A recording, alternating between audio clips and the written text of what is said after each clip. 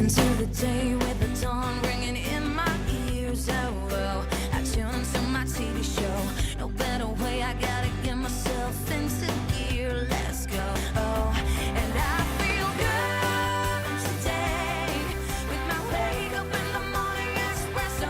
I feel good today. It's my feel good breakfast show. Good morning and good welcome. A good welcome, yes, a It very is a good good welcome. welcome, my friend. Good Thursday. It is a good day to be with us, and I hope you're feeling good. And that's my use for the word "good" for this Thursday morning. more I think time, I've exhausted.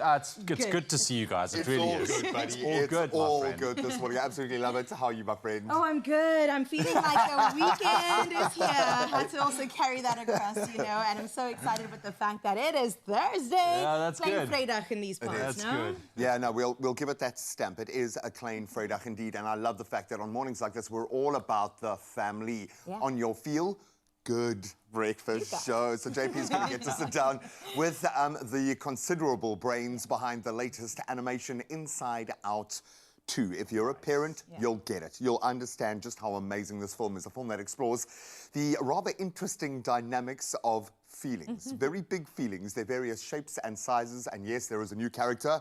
Puberty. Oh. So cool. Can't wait to. Dude, Very I loved important. the first movie. It was Absolutely brilliant. fantastic. So I'm Tearjerker looking for forward to this real. one, for sure. And then, of course, with the help of ABSA this morning, we're going to be finding out a bit more about financial planning, specifically for blended families. We're taking a look at those intricacies of what a blended family is all about, what does it entail, and how to navigate those intricacies properly. Definitely an important conversation, especially in our context in South Africa. And in terms of what's cooking in the kitchen, Chef Clem, he's going to show off his Father's Day braai platter. That sounds delicious. Yeah. While winner of MasterChef 2023, Sean Godfrey, gets us salivating. Listen to this. Okay. He's going to prepare a grilled lamb skewer along with garlic naan. My mouth is already watering. And whipped feta. Oh, do you know what I love you it when ever? when a chef takes something that's kind of simple that you've seen done a million times before and then just Elevation. just Elevation. notches and a level higher. Yay, we are in for a very feel good show today. I just have a little feeling, but of course the most important part is connecting with you guys and starting that conversation, as my daughter would say, in real life. Okay, which is IRL. yeah. We're going to do it right now, and we're going to connect with you on the socials, and of course you can drop us voice notes if you're just feeling the Klein Vrydag vibes, or just feeling good this morning. You can send us a voice note 0634088863. But let's see what we're going to be chatting to you about this morning.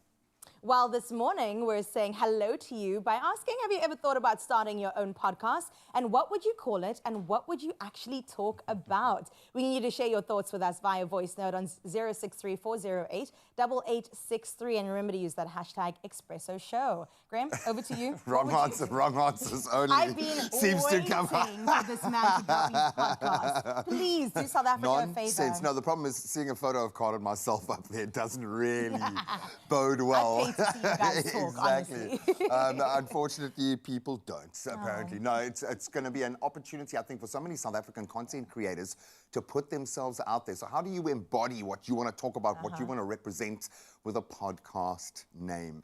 Maybe something like Dapper Gents would work for our next gentleman. Men with mics. Oh, I'll take that, man. Well, luckily, we've got a man with a mic standing by to take us through those news headlines, give you a few more talking points, and I'll delve into the sport. Thank you so much, team. Let's start off with your Thursday morning and take a look at those major news stories 3 minutes past 6 o'clock. First and foremost, we start off with our national news headlines. Chief Justice Raymond Zondo will preside over the first sitting of Parliament for the first and last time on Friday and Saturday, as his 12-year non-renewable term as a Constitutional Court Justice will expire at the end of August. Now, Justice Mandisa Meyer will take over from him in September.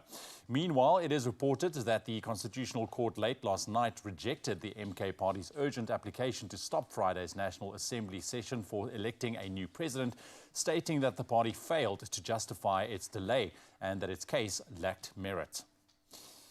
And Rand Water has notified consumers in some parts of Gauteng that they will experience long supply disruptions due to a 37-day maintenance work schedule. The period will start next Saturday and end on the 29th of next month. Water supply disruptions have already been impacting Johannesburg, Tshwane and Ekurhuleni municipalities since last year. Rand Water spokesperson Makanosi Maruz says maintenance work will be done area by area in different municipalities and at different pump stations and reservoirs.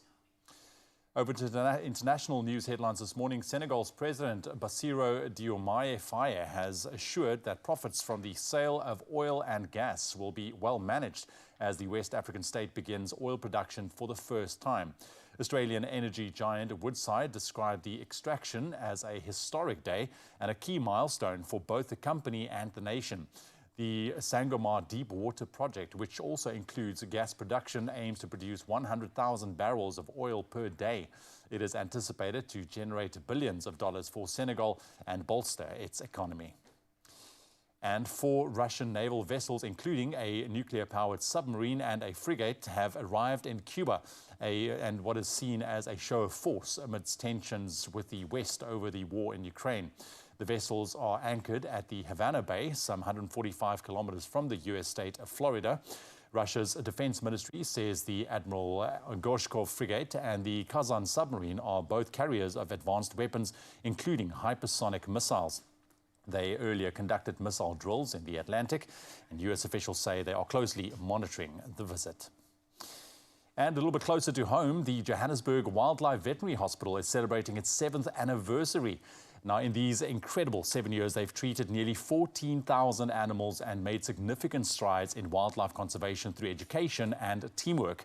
Partnering with top universities on groundbreaking research, they've welcomed vet and vet nursing interns from around the world. Their presentations at international conferences have highlighted South African small wildlife conservation. They were also the very first in South Africa to specialize in caring for the endangered Temnic pangolin, sharing vital knowledge and enhancing global conservation efforts. Now, besides medical care, they advocate for wildlife justice, securing tough sentences for animal crimes alongside law enforcement and welfare organizations. So a very happy birthday to the Johannesburg Wildlife Veterinary Hospital. Keep up that incredible work. That is your news headlines for the 6 o'clock bulletin. We'll have another round for you at 7 right now. Let's get into your sports for the first time. Here's Graham.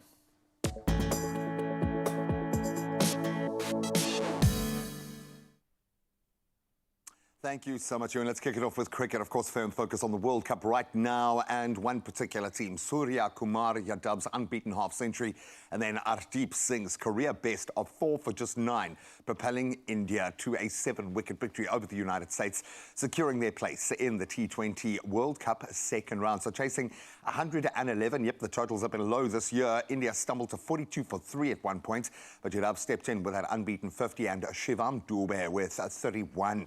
Unbeaten there as well, steadied the innings with a 67-run partnership when it mattered most.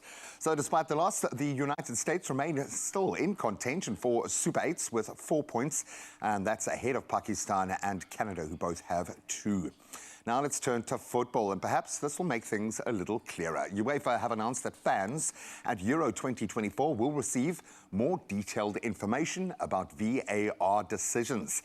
So stadium screens across Germany will display, quote, technical explanations of VAR calls to improve spectator understanding. This initiative aiming to address criticisms regarding the clarity of VAR decisions for match-going fans since the technology's introduction. And Roberto Rossetti, head of UEFA's refereeing committee, stated that referees will also explain decisions to team captains, while other players who challenge or demand information will be cautioned. It's official. Let's stay with footballing news. Still off the pitch, Man United have decided to retain manager Erik ten Hag, and we'll discuss a new contract with him. So despite speculation of his dismissal, much speculation in fact, especially before the FA Cup final win against Man City, ten Hag's position has been confirmed. And he currently holds a 3-year contract signed up until the end of 2025. Ten Hag will lead United into the 24-25 season, aiming to improve on their 8th place Premier League finish and competing in the Europa League. Of course, a little bit of silverware goes a long way, clearly. Now let's turn to tennis, and a rather imposing matchup. French Open champions Carlos Alcaraz and Rafa Nadal have been named in Spain's tennis team for the 2024 Olympic Games. So Alcaraz, the world number 2 at the moment, recently won his first Roland Garros title, and Nadal a 22-time Grand Slam champion, returned to competition last April. That was after a rather lengthy injury hiatus. Is now currently ranked 264th in the world. Don't think he's going to stay there for long. Both players may also compete in the doubles event. The Olympic tournament will be held from July the 27th up until the 4th of August in Paris. So plenty to get excited about on the sporting front, but that's where we leave it for now. Let's get our first dose of the morning weather.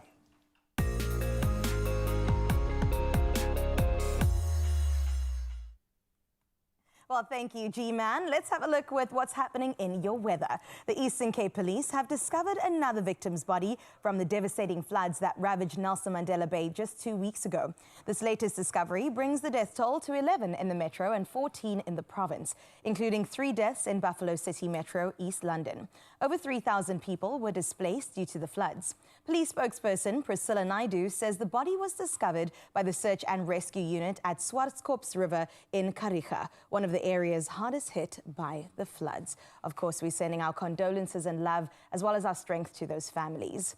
And just after 7 o'clock, we delve right into your morning views. So get on it right now as the sun is preparing to wake us up this morning. Share those views with us on 063-408-8863. For now, though, let's have a look with what you can expect in your temperatures.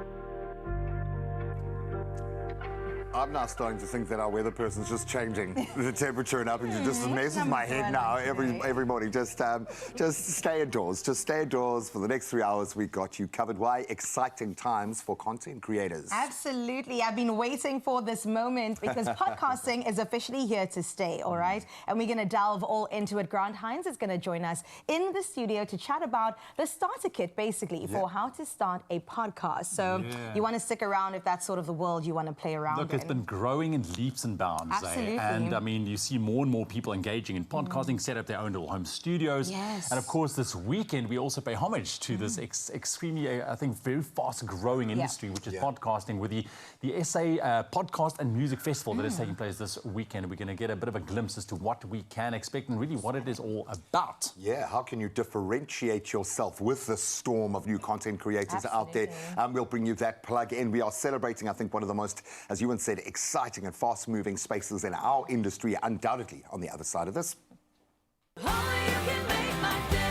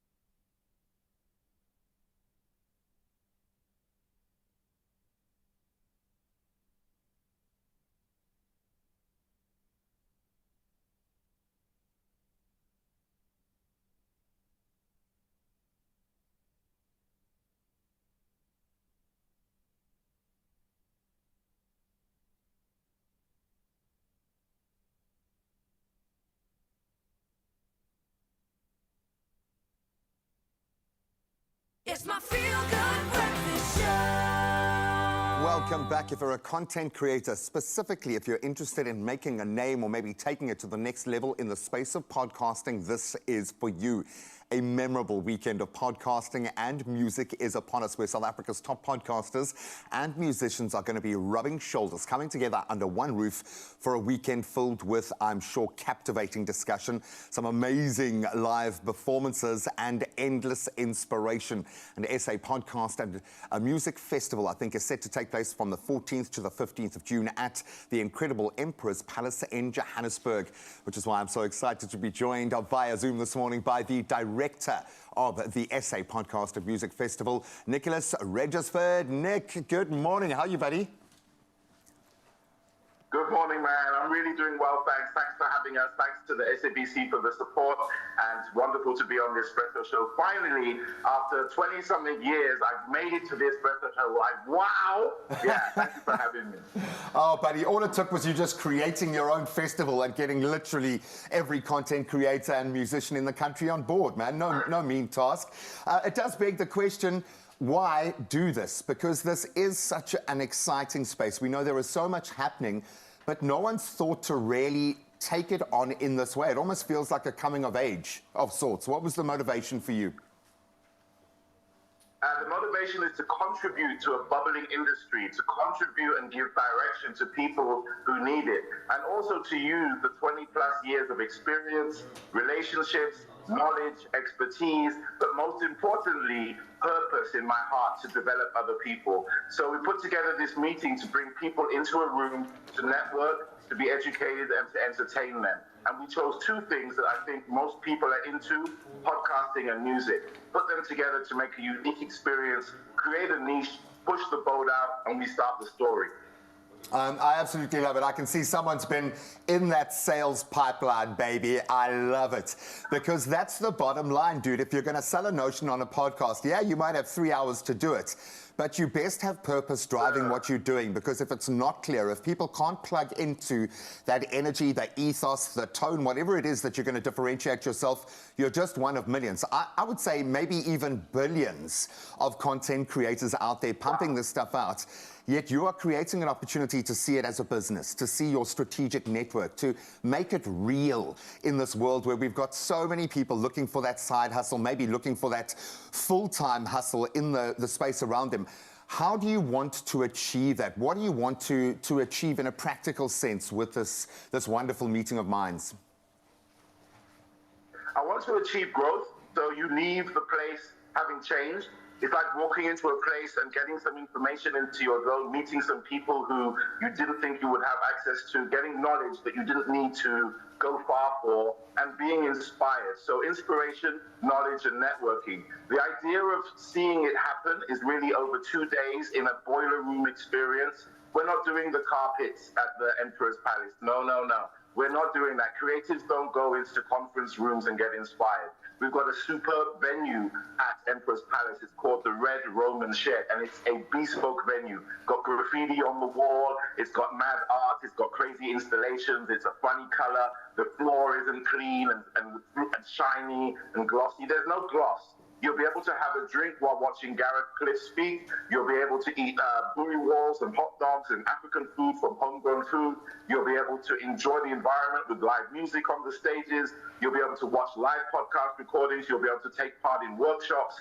And you'll be around the coolest presenters of information. And that's us, me and my people. So we're looking forward to it. And that's what we want you to come out of, having been in a festival experience that is not festival how you understand it, but festival of learning, festival of networking, festival of growing, festival of inspiration. You get it? And the subject being podcasting on Friday and then music on a Saturday. Dude, this sounds so great. I just want to have a 3-hour podcast about it right now, in fact, Guy. Can we just take a moment and plug in? Now, I think because we live our lives in 8-minute segments on live TV, when I do get to host a podcast or delve into a discussion like that, oh man, you strip back the layers. You are able to create unique, organic content in a way that no other platform offers. What makes you most excited about this space, brother? Why are you so inspired and purpose-driven? Because I'm a a leader and I'm passionate about developing other people. I don't do it for the money.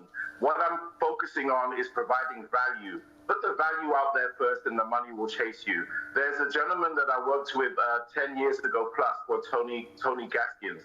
And he says, when your purpose is rooted in service, money chases you, right? And that's what I live on. I've been living on that for over a decade, and it's proven to work. We don't know where it will go, but I assume that we'll publish content, we'll make literature out of this, we'll be called by people to train people on podcasting, we'll represent a family of content creators who want to get out into the world, and we'll have the opportunity of guiding them. We approach things with our arms open, not like this and like, who are you and what do you want? No gatekeepers. Come in, join the family. You're talented, I'm going to represent you. I'm an advocate for content creators, and I work with people who are focused on service. I was with Gareth Cliff yesterday on his show. We were talking. He said, well, you know, you're not going to pay me. I'm coming there because of other people. And, you know, he's telling me like, you know, like, well, I'm in. But he actually is passionate about developing other people. And in the bottom of his heart, he knows that the development of other people is his responsibility, and he can use his fame and his authority to influence masses. So that's why we do this. We're going to stream it, we're going to record it, we're going to repackage it, repurpose it, replay it, ask SABC to keep playing it, and then do another one in December. I'm actually looking at November. So this thing, festival, it doesn't mean you do it annually. You can do it whenever you want. Whenever the so we'll be idea back at the end of strikes. November or the middle of November. I absolutely love it. The only mistake you made there, Brew, Gareth Cliff doesn't have a heart, buddy. No, he is the perfect person to take you on this deep dive. I love the fact that you're not talking about the tip of the spear here. You're talking about the baseline. Everybody moving up. Don't worry, Gareth's going to come for me for that one.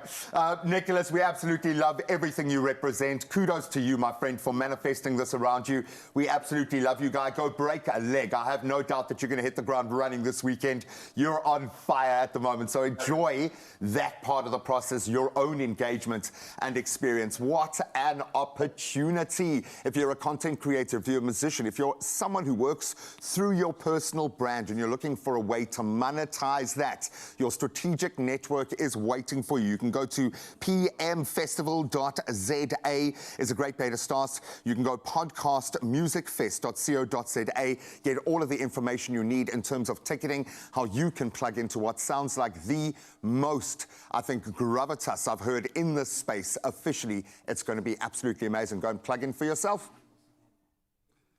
Thank you so much, G. Listen, just based on that chat, it looks like an event not to be missed. I mean, so much information, so much fun as well. Podcasting and music coming together. Also, I think the it's going to be great. enthusiasm, I feel it, you know. I'm excited along with you. Check it out this weekend, and of course, there were all the details for you as well. Now, if you are a lover of the game, play Sports Take 8 fixture list 738 for an estimated 625,000 Rand jackpot today. So if you go now and play, and you can stand the chance, of course, to be #BeEnjoy your game. Oh, I love it. I love it. Or you can play Sports Take 8 in store, or you can head over to the nationallottery.co.za website. Otherwise, head to the mobile app and make sure that you play now so that you can stand a chance of earning those bragging rights to get the title of #BeEnjoy your game. Come on now. Like that. Come on. A nice little amount of cash to fill up your bank account just a little bit.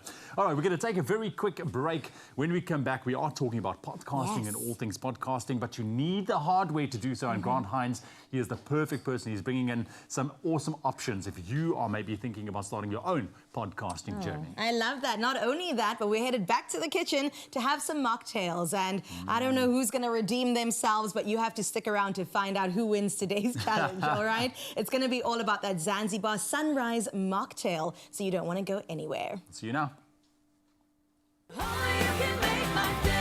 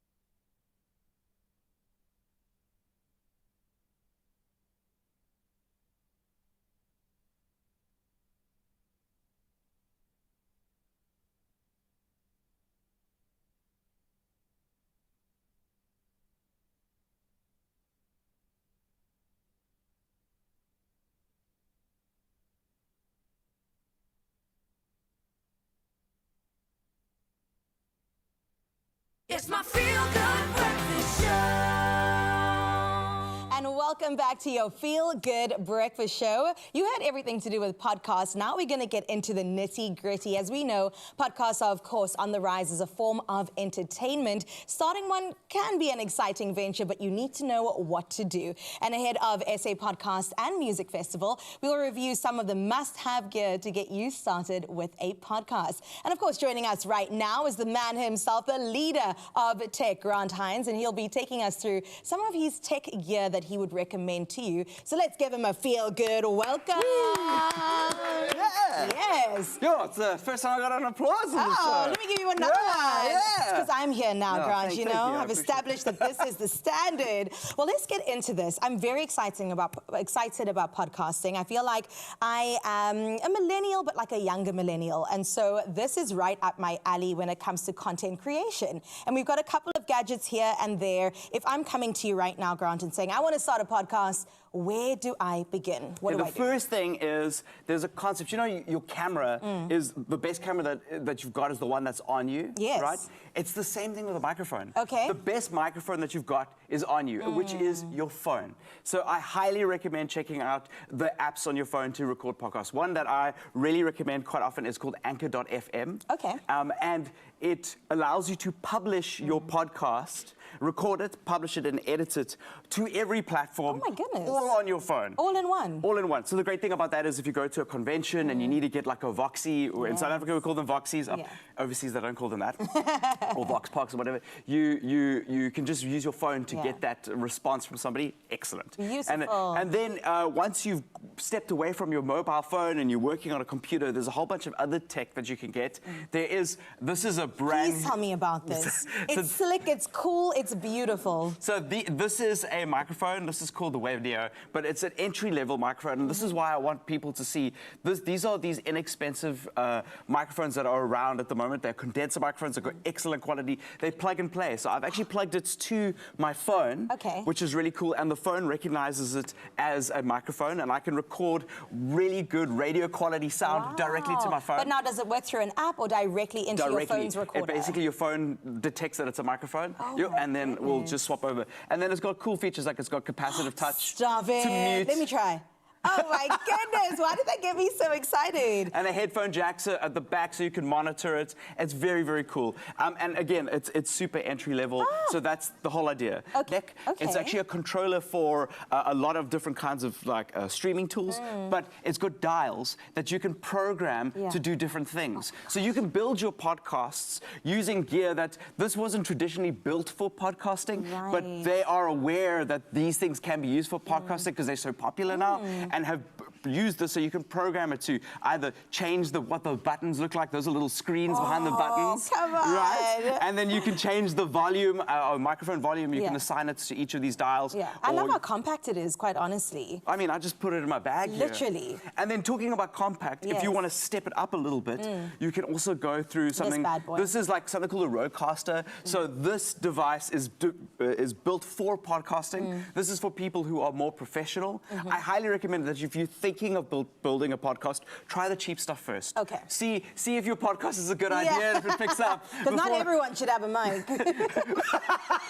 Yes. Please. Somebody said it. Somebody said it, not me. So make sure that your podcast is working and that it's doing well before you invest in higher-end gear. But this is like a mixing desk with the sole purpose of podcasting in mind. So it's got presets. I love that It's got mic inputs here. It's got presets for different audio qualities. So, you know, you get the best. It's got all the inputs on the back. So you can be able to, you know, use different kinds of microphones. Yes. If you want to use a more professional radio microphone and you've got the budget for that, this is where you would go through to do that. But again, that isn't for everybody. And before anybody goes, yes, I'm starting a podcast, I'm going to invest in the gear. Remember, the best microphone is the one that you've got on you. We start over here. and then start getting the tool, your skill set about Yes. recording a podcast up before you start getting better equipment and start Also building your way see if up. this is something that you're into, right? Before investing fully in something like this. I'm here for it. I was looking at some stats yesterday and it said we have about 60 million people in SA and maybe about 25 mil have smartphones. And that's considering, it's quite a considerable number. Yeah. So I think that this is definitely something that anybody could start with. And you could also record the podcast, as in if it's a visual one, on your phone. You can, yeah, completely. You can, apps like this on the Samsung do double recording, so you Come can shoot on. your front-facing camera and your rear-facing camera Yeah. at the same time, or track follow. So, like, if you're going to school today and you have Yes. some friends who want to use, maybe you start a podcast, this is a free idea, take it, called Little Break. Oh, I love that. All right, or something, and then you just use that time to just quickly record something and put it up, and it's something of interest for everybody else. Use the stuff that you've got with you, like that, and then goodness. get creative, because Yeah. these tools, again, these tools not necessarily created with podcasting in mind, but how you use a tool is what makes it powerful. I absolutely love that. And on that note, he drops the mic. We absolutely love to see it. His name is Grant Hines, but you already knew that. And he's here to give us some tech knowledge. And this one is very digestible. It's something that many people can approach it quite easily. But remember that you need to get in touch with us and let us know what your podcast name would be, and also what the name and the content of what the podcast would be all about. We're going to find out maybe from the boys what they would get into, but let's head into the kitchen to see what they're drinking. We could always combine mocktail making and a podcast, okay? You know, we just it's need not a microphone. bad Luckily, idea. we've got 2 microphones, and we happen to be craving a fruity, exotic refreshment. Well, enter the limited edition, sadly, Tropica Zanzibar Sunrise, in celebration, of course, of the much-anticipated season 11 of Tropica Island of Treasure, Zanzibar. So we're going to dive into a symphony of tropical flavors with every sip, and get ready for our Zanzibar Sunrise mocktail, inspired, of course, by the vibrant blend. It's paradise in a glass. It's lovely, okay? So I have a little bit of an advantage over you because I was the judge of yesterday's challenge and was able to kind of pick up on some of the flavor notes. It's very fruity. It's lovely. It's not overly sweet, so it lent itself well to, like, grapefruit and something more bitter. I'm trying to throw him. No, it really is a great jumping off point. So we're going to have, I think, 60 seconds. 60 seconds? I know it's not great. Can we extend it to maybe 2 minutes? Anyone? Minute and a half, Can we have maybe? a referendum to see that? And we'll wait for the dreaded countdown, but we've got a whole range of flavors here. Each one of these slightly different to bring out the flavors, and of course we're going to create the most delicious mocktails, and I think we bring Karen to have a little taste, okay? Why not? So the rules are simple. There are no rules, Ewan. Just have a little bit of fun with that. Okay. Okay, in fact, we're not going to put a timer we're just on gonna this make one, it. bud, so you can just Okay. go crazy, and then we shall be judged, okay? It's difficult to know where to start, because I like the idea of the chili involved, but I have a feeling I know what's going to work really, really well with this flavor profile. Okay. There we go. So talk us through your... Well, I'm just You're creating, thinking you know, the perfect backdrop in a glass. So, oh, look at that. That's, Stunning, dude. Absolutely are you copying stunning. me now? What's going on here, my friend? You know, mini-me version. I just had a moment of inspiration about the flavor profile because it's got such a complex kind of blend of different fruity flavors. I figured I needed something to make it sing, just to bring out... Okay. I'm going to go like dry ingredients first. I want a little bit of a kick, so I'm going to go with this little chili and a little bit of salt. Idea, dude. Okay? Let's try that. And then we have the jewels of the fruit, the pomegranate. Very nice. I think that will work beautifully. That's going to go in In there. contrast with a chili, nice little pops of freshness. Absolutely. And then I've got a little bit of sparkling water here, just for a bit of a fizz. And then give me that Zanzibar sunrise on that side, my friend. There we go, young man. Oh, look at it's that. all yours. Oh, man, how I miss Zanzibar. I know. And once you've been, it's amazing. Like, everyone has that, you know, comes back singing Zanzibar. Yeah. And I did. I left my heart in Zanzibar, man. It was absolutely beautiful. We got to film there. Thank you so much. There we go. And really experience it with people who live there. Plug into the street food. For me, Stone Town was just... It's a phenomenal level. experience, eh? and that market at night where they have all the fresh produce that they went fishing and plucking from the ocean, and you can just to your heart's content. I want a little bit of a few drops. I feel like I'm missing something here. I feel like I'm missing something. Maybe Really? nothing gets wasted in this kitchen, man. Okay, look at you going all out. Give this a bit of a mix. Oh, you know what? And I can tell you with this cocktail, mine specifically, if you are going to just close your eyes, sip on this, click your heels 3 times, you are going to be in You're Zanzibar. going to literally feel like you're going to be there. You're in Zanzibar. Absolutely. I don't want it. So there we go. Look, I must be honest, I really have no idea what is happening here. Okay. Well, we look forward to the flavor combinations. Absolutely. Okay. And that will go there. Little mintiness, just like so. Now, I must be honest, just looking at this, it gives you this fruity adventure, it gives fun and tropical bliss. I mean, I really do feel like this should be enjoyed on a bar, or a beach, a beach bar. A beach bar, at yeah, Zanzibar, actually for combine sure. both of those. So whether you enjoy chilled or mixed into your favorite mocktail, Tropica Zanzibar Sunrise adds a little touch of tropical paradise to any moment. And this is what we have. We have a touch of tropical paradise, and you got here, umbrella, you have to. You've got to do it. You've got to finish the full story there, and I think just a little squeeze of this. So I'm hoping the lemon is going to make it sing, man. It's going to bring it to life. I figure we can maybe top up with 1 or 2 more pieces. That looks beautiful, Come dude. on, I like buddy. the little minty finish. I mean, you know, There we go. it looks too good to drink. To not be drink. honest. Yeah, but then you're thinking, but I should drink it because I am You've on earned the that white right, beaches man. of Zanzibar. Well, I think we should bring in the professional when it comes to mocktails. We She should. called herself a young millennial, which means she's in the epicenter. She's in the perfect zone to have a little taste of our mocktails. So I know this is not technically a competition, I but mean, you know, it's a competition you've now. got 2 very different cocktails. Okay. Okay, or mocktails. I know. So like I said, it's not a challenge. I know. But what's the flavor So profile? talk us through what Shall I you taste? I've got want a to little achieve. bit of a hint of chili and spiciness with a mix of just a touch of salt as well to balance the sweet. Interesting. I've got some pomegranate in there, a little Lovely. squeeze of a couple of drops of lemon, and then garnished with some mint and an umbrella. Oh, I love that umbrella. Yeah. Honestly, that's what made it. There you go for it. Great, you got Yeah, something? listen, we both rolled with the umbrella because it's a straw and an umbrella at the same time, which is pretty cool. And we reuse these guys as much as we can. So I went with, because of the beautiful fruity flavors, I thought what could kind of activate that fruitiness? And the lemon is the secret ingredient here. I love figure that. lemon Let me or try this. salt, sugar, these things kind of have an effect on fruit.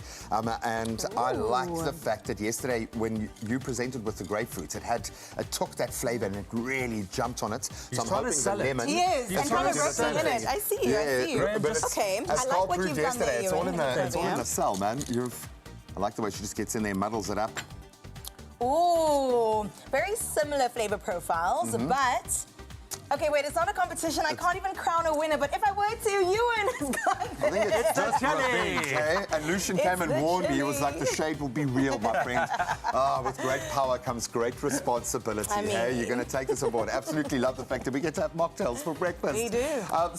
Just like this drink, you will be transported to the shores of Zanzibar. So grab your Tropica Zanzibar Sunrise and recreate this tropical mocktail, or get creative and create your own. You just got to share it with us. But if you want our take on this recipe and a whole lot more culinary inspiration, expressoshow.com is where you'll find this recipe and, in fact, everything that we cook on the show, we do in this space. Yummy, yummy, yummy. I love it. Shall I have another sip? You can. Well, I can't now, so go for it, man. Okay, it's yours. let's It's do kind of it. yours. Yeah, no, drink the losing one. Yeah, I see It's you. fine. Which drink did she go back to first? Tastes a little All bitter now.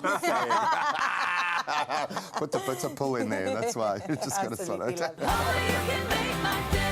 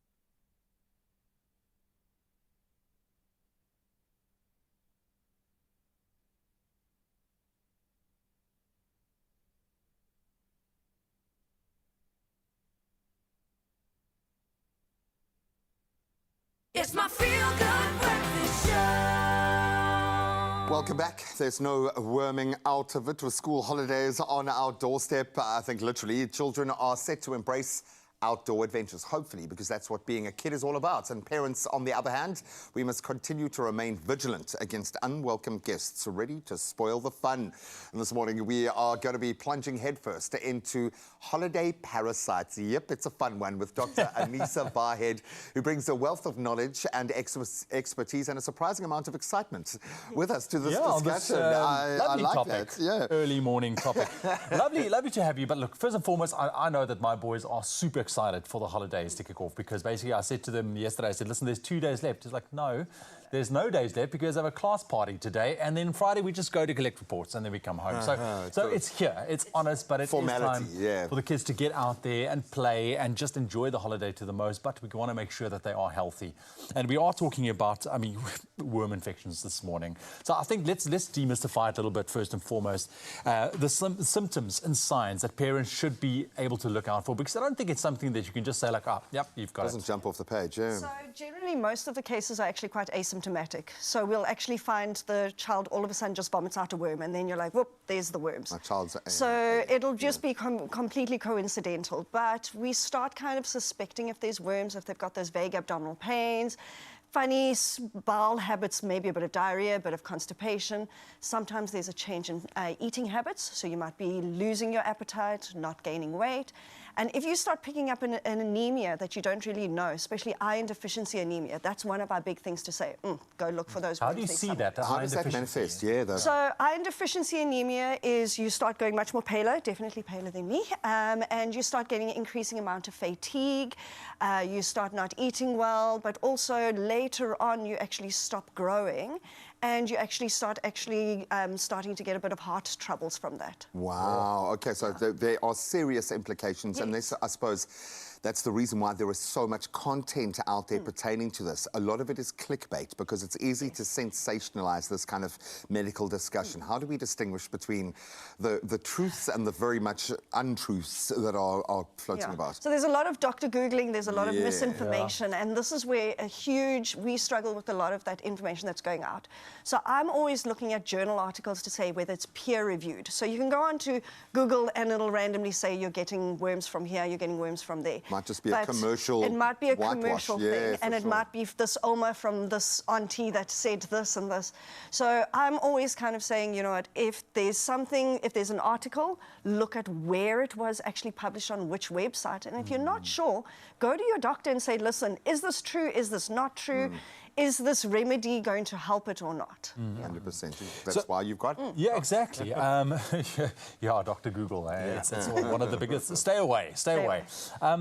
The kids are going to be playing outside. You know, they're going to have fun, hopefully. I mean, that is what I would love to see for my kids. But how exactly are worm infections contracted? How does it happen? So there's two big ways. Number one, if you're running around with no shoes on and you're going into contaminated soils or contaminated playgrounds, you can actually absorb those worms from the skin. Really? So that's one of the big ones that, especially when you're going hiking, this is why we're always saying kids put your shoes on when you're running outside. But obviously we want them to go and have fun. Yeah. Then the second big thing is that if you're ingesting it. So say these kids are playing in the playground, they've got dirty hands, they're touching pets that's got eggs on them, and then they forget to wash their hands and then they ingest those eggs. Or eating from contaminated food or water. So that's the big kind of and I would imagine, especially if you've got pets in the house in a confined space, I speak from personal experience with 4 small pets and 2 small kids in quite a small space. Yeah. Because the symptoms aren't kind of screaming at us, this says to me that we need to be kind of systematic about how we protect and defend against these. So what does that look like? How do we deal with worms if we've established that, yes, there is an infection, and how do we prevent it? So the biggest way is going for your regular deworming. So I always say I love smaller kids because we're always very OCD and making sure that they get dewormed every 6 months. Yeah. But as they get older then too, everyone kind of forgets and goes, oh, you know what. So I always say every 6 months, January, June school holidays, deworm, and don't just deworm the kids. We should be deworming. Deworm the pets. Deworm the whole family. It's simple dosing. It's very easy to take. The kids are not fighting it. And it's a very simple kind of thing to do. Yeah. Look, it's a difficult one because, like we said, it's not something that is contracted and all of a sudden you know exactly what to do. So it's a long-term process, I think, that you need to look out for. But from your side, just a top tip in terms of going to the school holidays, making sure that the kids are healthy. What would you say as a doc? So basic things, hand hygiene, hand washing. Wash. Okay, make sure you're washing those hands, making sure you're sanitizing those hands, but then make sure, especially when you're preparing food, wash that fruit, wash that food properly, and make sure you're cooking that food properly and making sure they're eating healthy meals. None. Simple as that. Just a bit of common sense, I think, Yes. goes a long way. And I love the fact that I think you hit a bit of a nerve with me there. Don't just focus on your young children.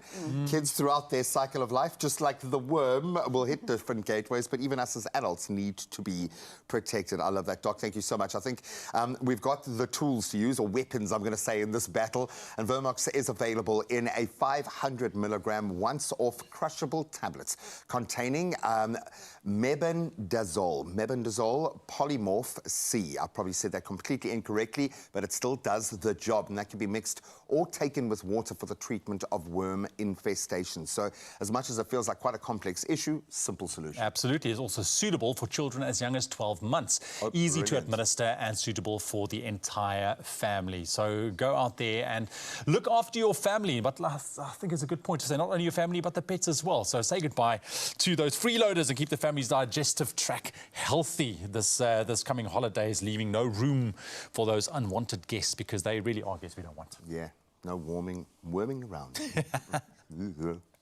I hear you there, no worming around. Well, speaking of the holiday, we've got the perfect movie to get the kids thinking. Now, this is one of my favorites, and we're back for part 2. We're invited back into the emotionally wondrous inner world of young Riley for Disney/Pixar's Inside Out 2. Of course, her joy and sadness return, now working in tandem for Riley's fulfillment at all of 12 years old. Oh, she's grown, oblivious to the looming emotional frenzy of puberty. I mean, come on. I love that we've journeyed with us so far, and JP got to chat with the minds of genius Pete Docter. It's executive producer as well as director of the original and triple Oscar-winning Pixar Titan, as well as lifelong animator, now debuting director Kelsey Mann for Inside Out 2. Let's have a look.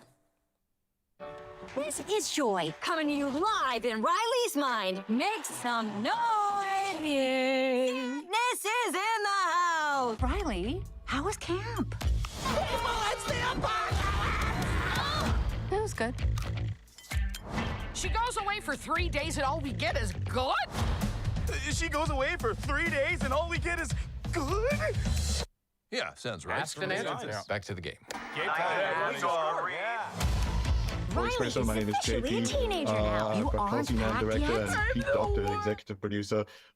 May I please just take a moment to do this toward Pete Docter? He makes me do that every day. Can I get a promotion too? No, for the impact that Inside Out 1 had, let me put it for you this way, how I can encapsulate it. Well, one of my best friends, his toddler is named Riley. Oh, Yeah. wow. Wow. Cool. You guys have helped reframe how people think. Anyway, now that the schmooziness is all out the way. Pete, first question for you is the end of Inside Out 1 leads you with this warm embrace for things like passing, for time moving on. And it's so reassuring. So for you, you've got this labor of love and you've got a baby of your own that you're passing into the care of someone else. What is the tangle of emotions that you were going through? Well, and I think that's why it took us a little while to kind of feel, is there more to do here? You know, we kind of felt like we worked hard, as we do with all of our movies, to wrap them up and make them feel like, okay, they're complete. Yeah. They're everything you would want, and we're done. And the fact that people like yourself and others that have said how impactful the film was and what it meant to them, I think is what made me start thinking, I wonder if there's more to do here. Mm-hmm. So Kelsey and I started talking, and he came up with a bunch of ideas, but one having to do with anxiety that really felt like, oh, this is going to speak in a whole new way, using the world that we created and all the characters and situations, but in a very different way that I think could be equally impactful. The cool thing about working at Pixar and with Pete, and you said this to me at the beginning, you're like, I think there might be another story there. I think you'd be a good person to go off and see if there is. And if there isn't, if we don't find anything that we're both feeling, then we won't make it. Yeah. And Try to lower the anxiety level. Yeah. Yeah. But I'm happy to say, we're here at this point, and we've got a movie that we are really. Inside Look at that. Too, right? We made it. Someone printed stuff. Yeah. I'm proud of what we've been able to come up with, and I think it is something that's going to be not only a really a fun movie, because I always wanted to make something fun, really imaginative, and then do something that does a little good in this world. I appreciated your characterization of anxiety, because I think the stereotype that I would have even as well is that it's feral, is that it's maniacal. Yes. But there's a calculation and there's a sophistication to it. How did you land on the characterization of anxiety in Inside Out 2? You're totally right. Maniacal was kind of the way she started. I always wanted her to take Draft over. one. Yeah, she was really too villain. Like, she was hard to like. She was hard to watch. That's the fault of birth. That's not your true. It didn't feel authentic.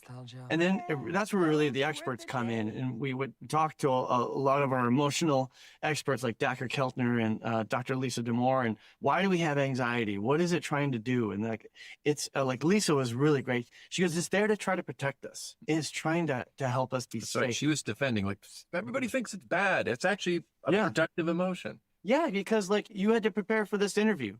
And a little bit of anxiety helped you go, it's tomorrow, get ready, Have some questions, but it can go too far, and you can worry too much about this interview, and you can way over prepare and not sleep at night, and it can go too far. So that's I think when we realized that anxiety loves Riley just as much as joy does, that's when it started to work. And it's the same with the way, sadness could have been given that same characterization, like that is just emo, that is just acting out.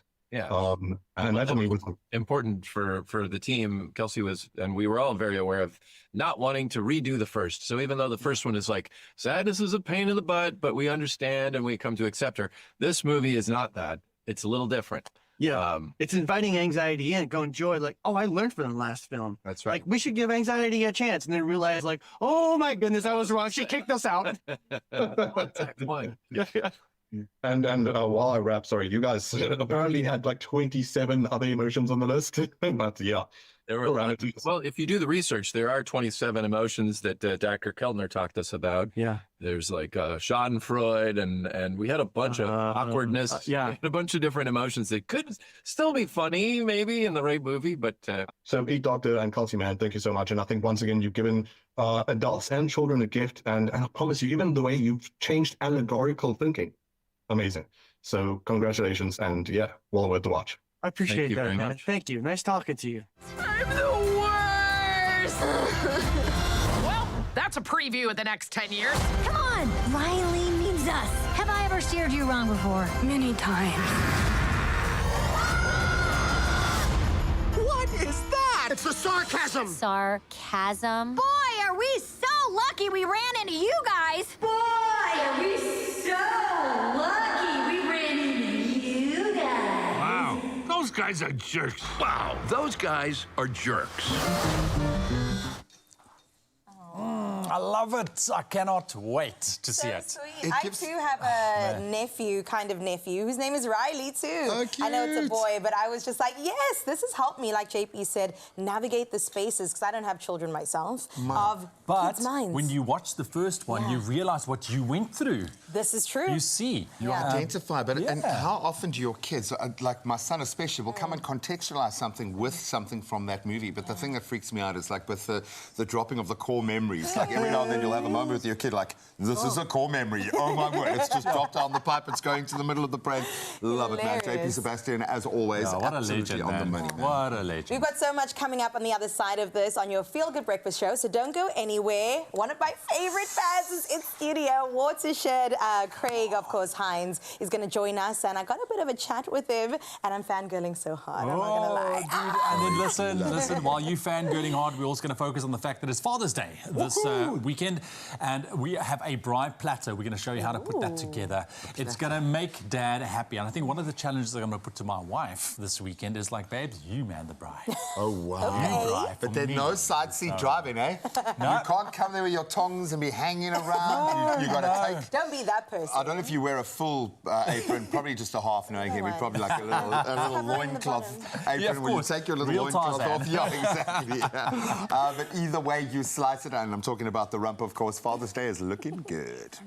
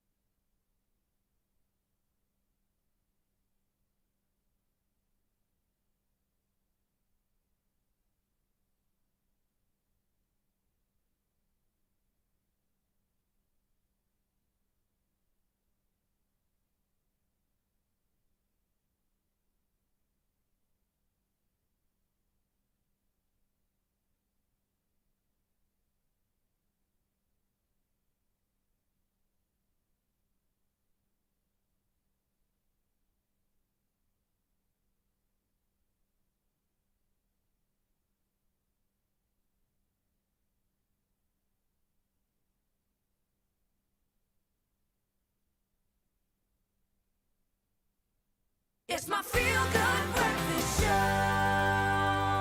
Welcome back. You are tuning into your Feel Good Breakfast Show Expresso right here on S3 on this incredibly lekker Thursday morning. 7 o'clock, let's take a look at your news headlines. Starting off with your national news this morning, Health Minister Dr. Joe Partler has asked for calm after the outbreak of Mpox in 2 provinces. Now, Partler says they are working around the clock to obtain vaccines while monitoring the situation. He says 5 patients have been diagnosed with the disease so far, one of which has died. 2 of the 5 cases of Mpox were recorded in Gauteng and 3 in KwaZulu-Natal. 2 patients have been discharged from the hospital while 2 others are still receiving medical attention. And Chief Justice Raymond Zondo will preside over the first sitting of Parliament for the first and last time on Friday and Saturday, and his 12-year non-renewable term as a Constitutional Court Justice will expire at the end of August. Justice Mandisa Maya will take over from him in September. Meanwhile, it is reported that the Constitutional Court late last night rejected the MK Party's urgent application to stop Friday's National Assembly session for electing a new president, stating that the party failed to justify its delay and that its case lacked merit. Over to international news headlines this morning. America's Secretary of State Anthony Blinken says Hamas has proposed several changes in its response to the latest proposal for a ceasefire in Gaza and the release of hostages. Speaking in Qatar on his latest visit to the region, Blinken said some of Hamas's changes were feasible, but others fell outside the bounds of what had been deemed acceptable in previous talks. Israel's Prime Minister has not yet publicly endorsed the proposal. Blinken says it is now time for the parties to stop splitting hairs so that the ceasefire can take effect. And Senegal's President Bassirou Diomaye Faye has assured that profits from the sale of oil and gas will be well managed as the West African state begins oil production for the first time. Australian energy giant Woodside described the extraction as a historic day and a key milestone for both the company and the nation. The Sangomar Deepwater project, which also includes gas production, aims to produce 100,000 barrels of oil per day. It is anticipated to generate billions of dollars for Senegal and bolster its economy. And we'll end off with this story. One of France's best-loved singer-songwriters, Francois Hardy, has died at 80. Now, Francois burst onto the music scene in 1962 and became a cultural icon, inspiring the likes of Mick Jagger and Bob Dylan. Known for her melancholy ballads, she symbolizes France's yay pop movement, which nodded to English music. Her famous songs include All the Girls and Boys, It Hurts to Say Goodbye, My Friend the Rose, and All Over the World. Now, her style captivated fashion designers such as Yves Saint Laurent and Paco Rabanne, who designed a mini dress out of gold plates just for her. Now, Bob Dylan and Mick Jagger admired her deeply, with Dylan penning several love letters to her and Jagger calling her the ideal woman. May she rest in peace. That is your news headlines for the 7 o'clock bulletin. Graham is standing by with your sports.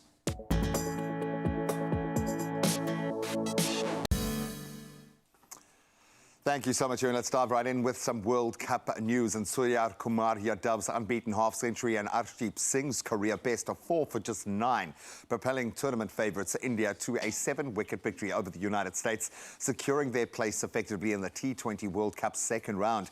So chasing just 111, India stumbled to 42 for 3 at one point, but then Yadav unbeaten on 50 and Shivam Dube unbeaten on 31 steadied the ship with a 67-run partnership. So despite the loss, the hosts United States remaining in contention for the Super 8s with 4 points, and that's ahead of Pakistan, who had a dreadful start, and Canada, both of them with 2 points apiece. Now let's turn to football, and hopefully it shall be demystified. UEFA have announced that fans at Euro 2024 will receive more detailed information about VAR decisions. So stadium screens across Germany will display, quote, technical explanations of VAR calls to improve spectator understanding. This initiative addressing criticism regarding the clarity of VAR decisions for match-going fans since the technology's introduction. Obviously, they don't have the benefit of TV. Roberto Rossetti, head of UEFA's refereeing committee, stated that referees will also explain decisions to team captains, while other players who challenge or demand information will be cautioned. It's official. Now let's stay with footballing news. This one quite interesting, or maybe a bit of a surprise, in fact, for some. Manchester United have decided to retain the services of manager Erik ten Hag, and will discuss his new contract with him. Despite widespread speculation of his dismissal, especially before the FA Cup final win against Man City, ten Hag's position has been now confirmed, and he currently holds a 3-year contract signed up until 2025. Ten Hag will lead United into the 24-25 season, having to improve obviously on that 8th place Premier League finish and competing in the Europa League. It's amazing how far a little silverware will go in the Premier League, apparently. Now let's turn to tennis, and of course all sport. We can get excited about the impending Olympics, but this one, oh man, warning shots have been fired. French Open champions Carlos Alcaraz and Rafa Nadal have been named in Spain's tennis team for the 2024 Olympic Games. So Alcaraz, currently the world number 2, recently won his first Roland Garros title.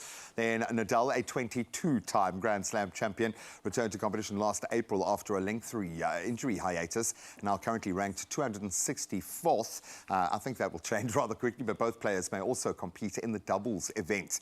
So double the danger. The Olympic tournament will be held from the 27th of next month up until the 4th of August, obviously in Paris, where they are hosting the games this year. And that's where we leave our sport for now. Roads should be up and running. Let's see if we can get you to work safely.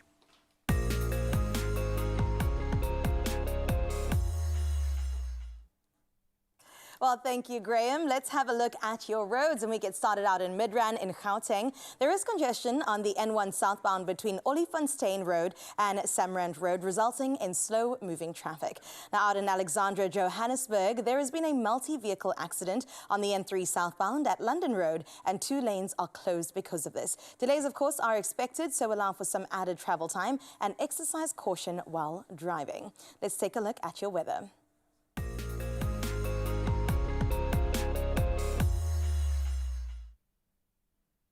Now, the Minister of Cooperative Governance and Traditional Affairs, Thembi Nkadimeng, has classified the areas that were hit by last week's tornado in the north of Durban as a national disaster.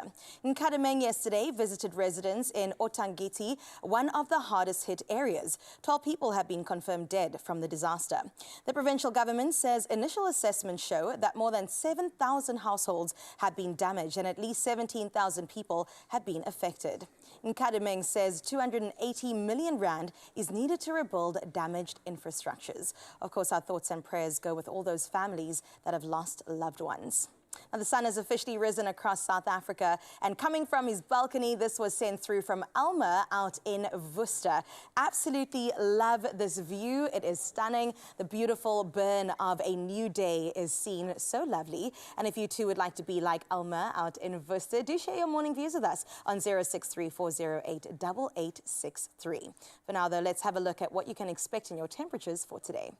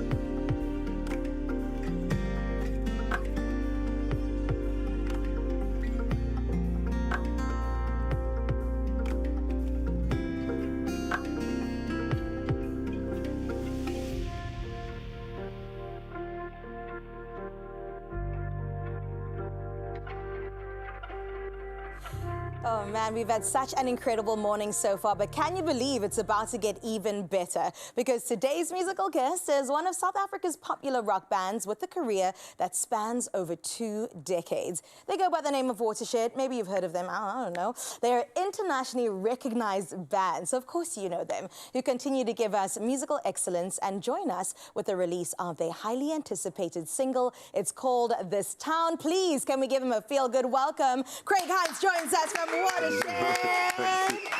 Now, Craig, it's no secret, I was saying earlier, I was fangirling just a little bit because 25 years is what we're approaching next year. It's a long time. I basically grew up listening to and enjoying your music. How are you feeling leading up to this quarter-of-a-century moment? Yeah, I must say it's because it's gone so quickly and we've done so much, it just seems that it's, I mean, I actually can't believe it's 25 years next year. It's incredible. You know, we've done so many records and so many songs and traveled so much, and it's sort of a little bit of a blur, but I think if you go in and pick out particular things, you figure that you do actually remember every single thing you've done. Wow. But if you look at the big picture, it's, as I say, it's a little bit of a blur, but we're already 25 years down. Sure. And if I can pick on that, I know it's going to be difficult, like picking a favorite child. Is there any memory that really stands out to you over the past, well, what is now 24 years?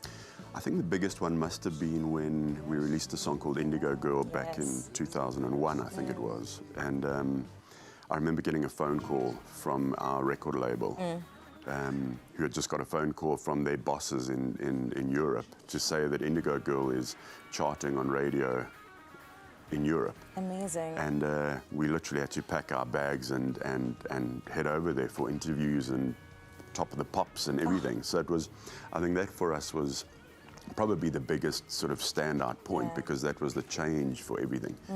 We never dreamt anything like that would happen, or you know, it just happened early for us, and we had to then run with it. Yes, I love that initial success, but it also can be a little bit intimidating, right? Because now we're #1. Where do we go from here? And you've had 24 years. You've had longevity in a game that many people just kind of fall off as they're moving along. What do you owe to that?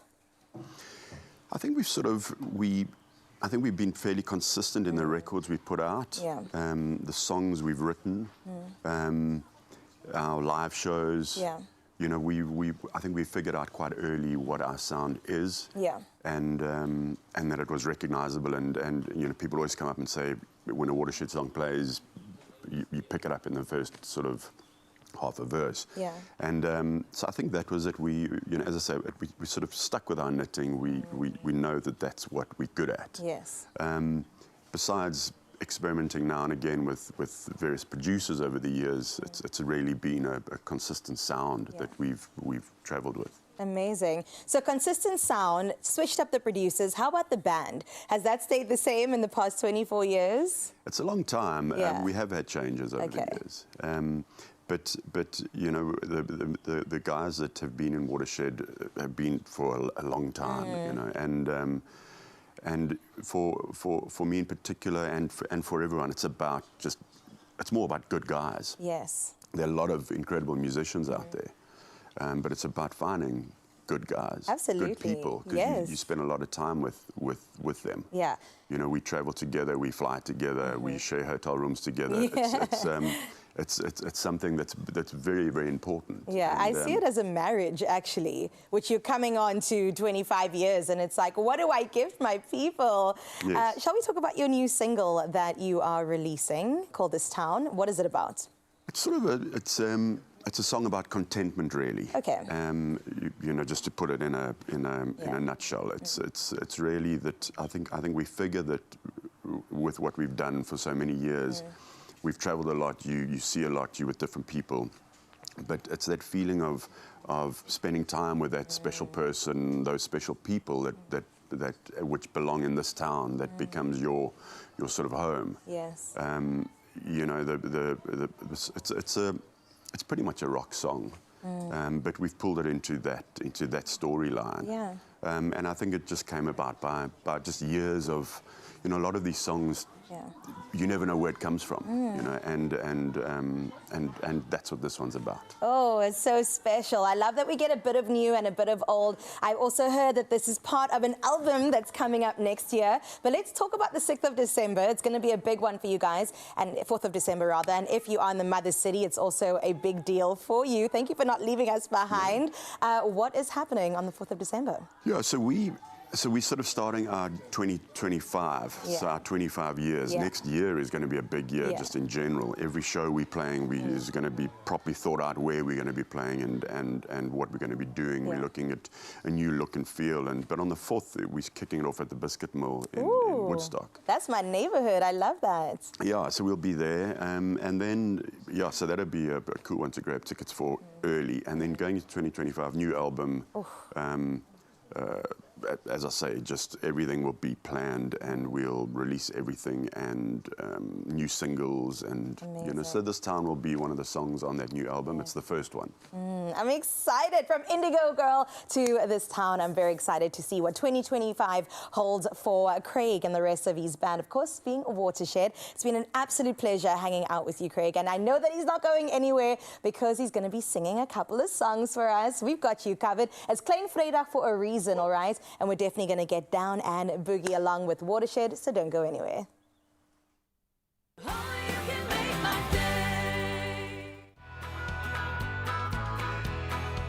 Catch Top Travel on Saturdays 8:30 p.m. on S3 and breathe for it with Halls to stand a chance to win a trip to Amsterdam with 2 return economy tickets on KLM Royal Dutch Airlines plus 20,000 Rand spending money. Head over to Top Travel TV social pages, comment on one of the competition posts, and you could be the lucky winner of this adventure of a lifetime. T's and C's apply.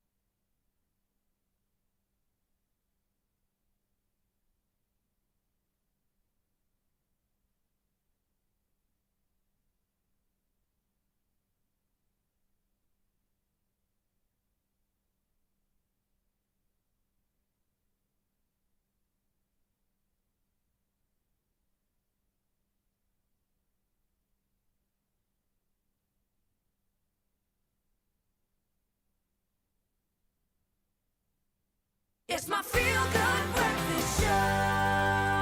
Hello and welcome back to your Feel Good Breakfast Show Expresso right here on S3. We are gearing up for a very special weekend, and we want you to get the gees going this long weekend with an epic Father's Day braai platter, perfect for the whole family to enjoy. And this morning, Chef Clem is here to show us how to put together the ultimate braai spread using some of his braai favorites.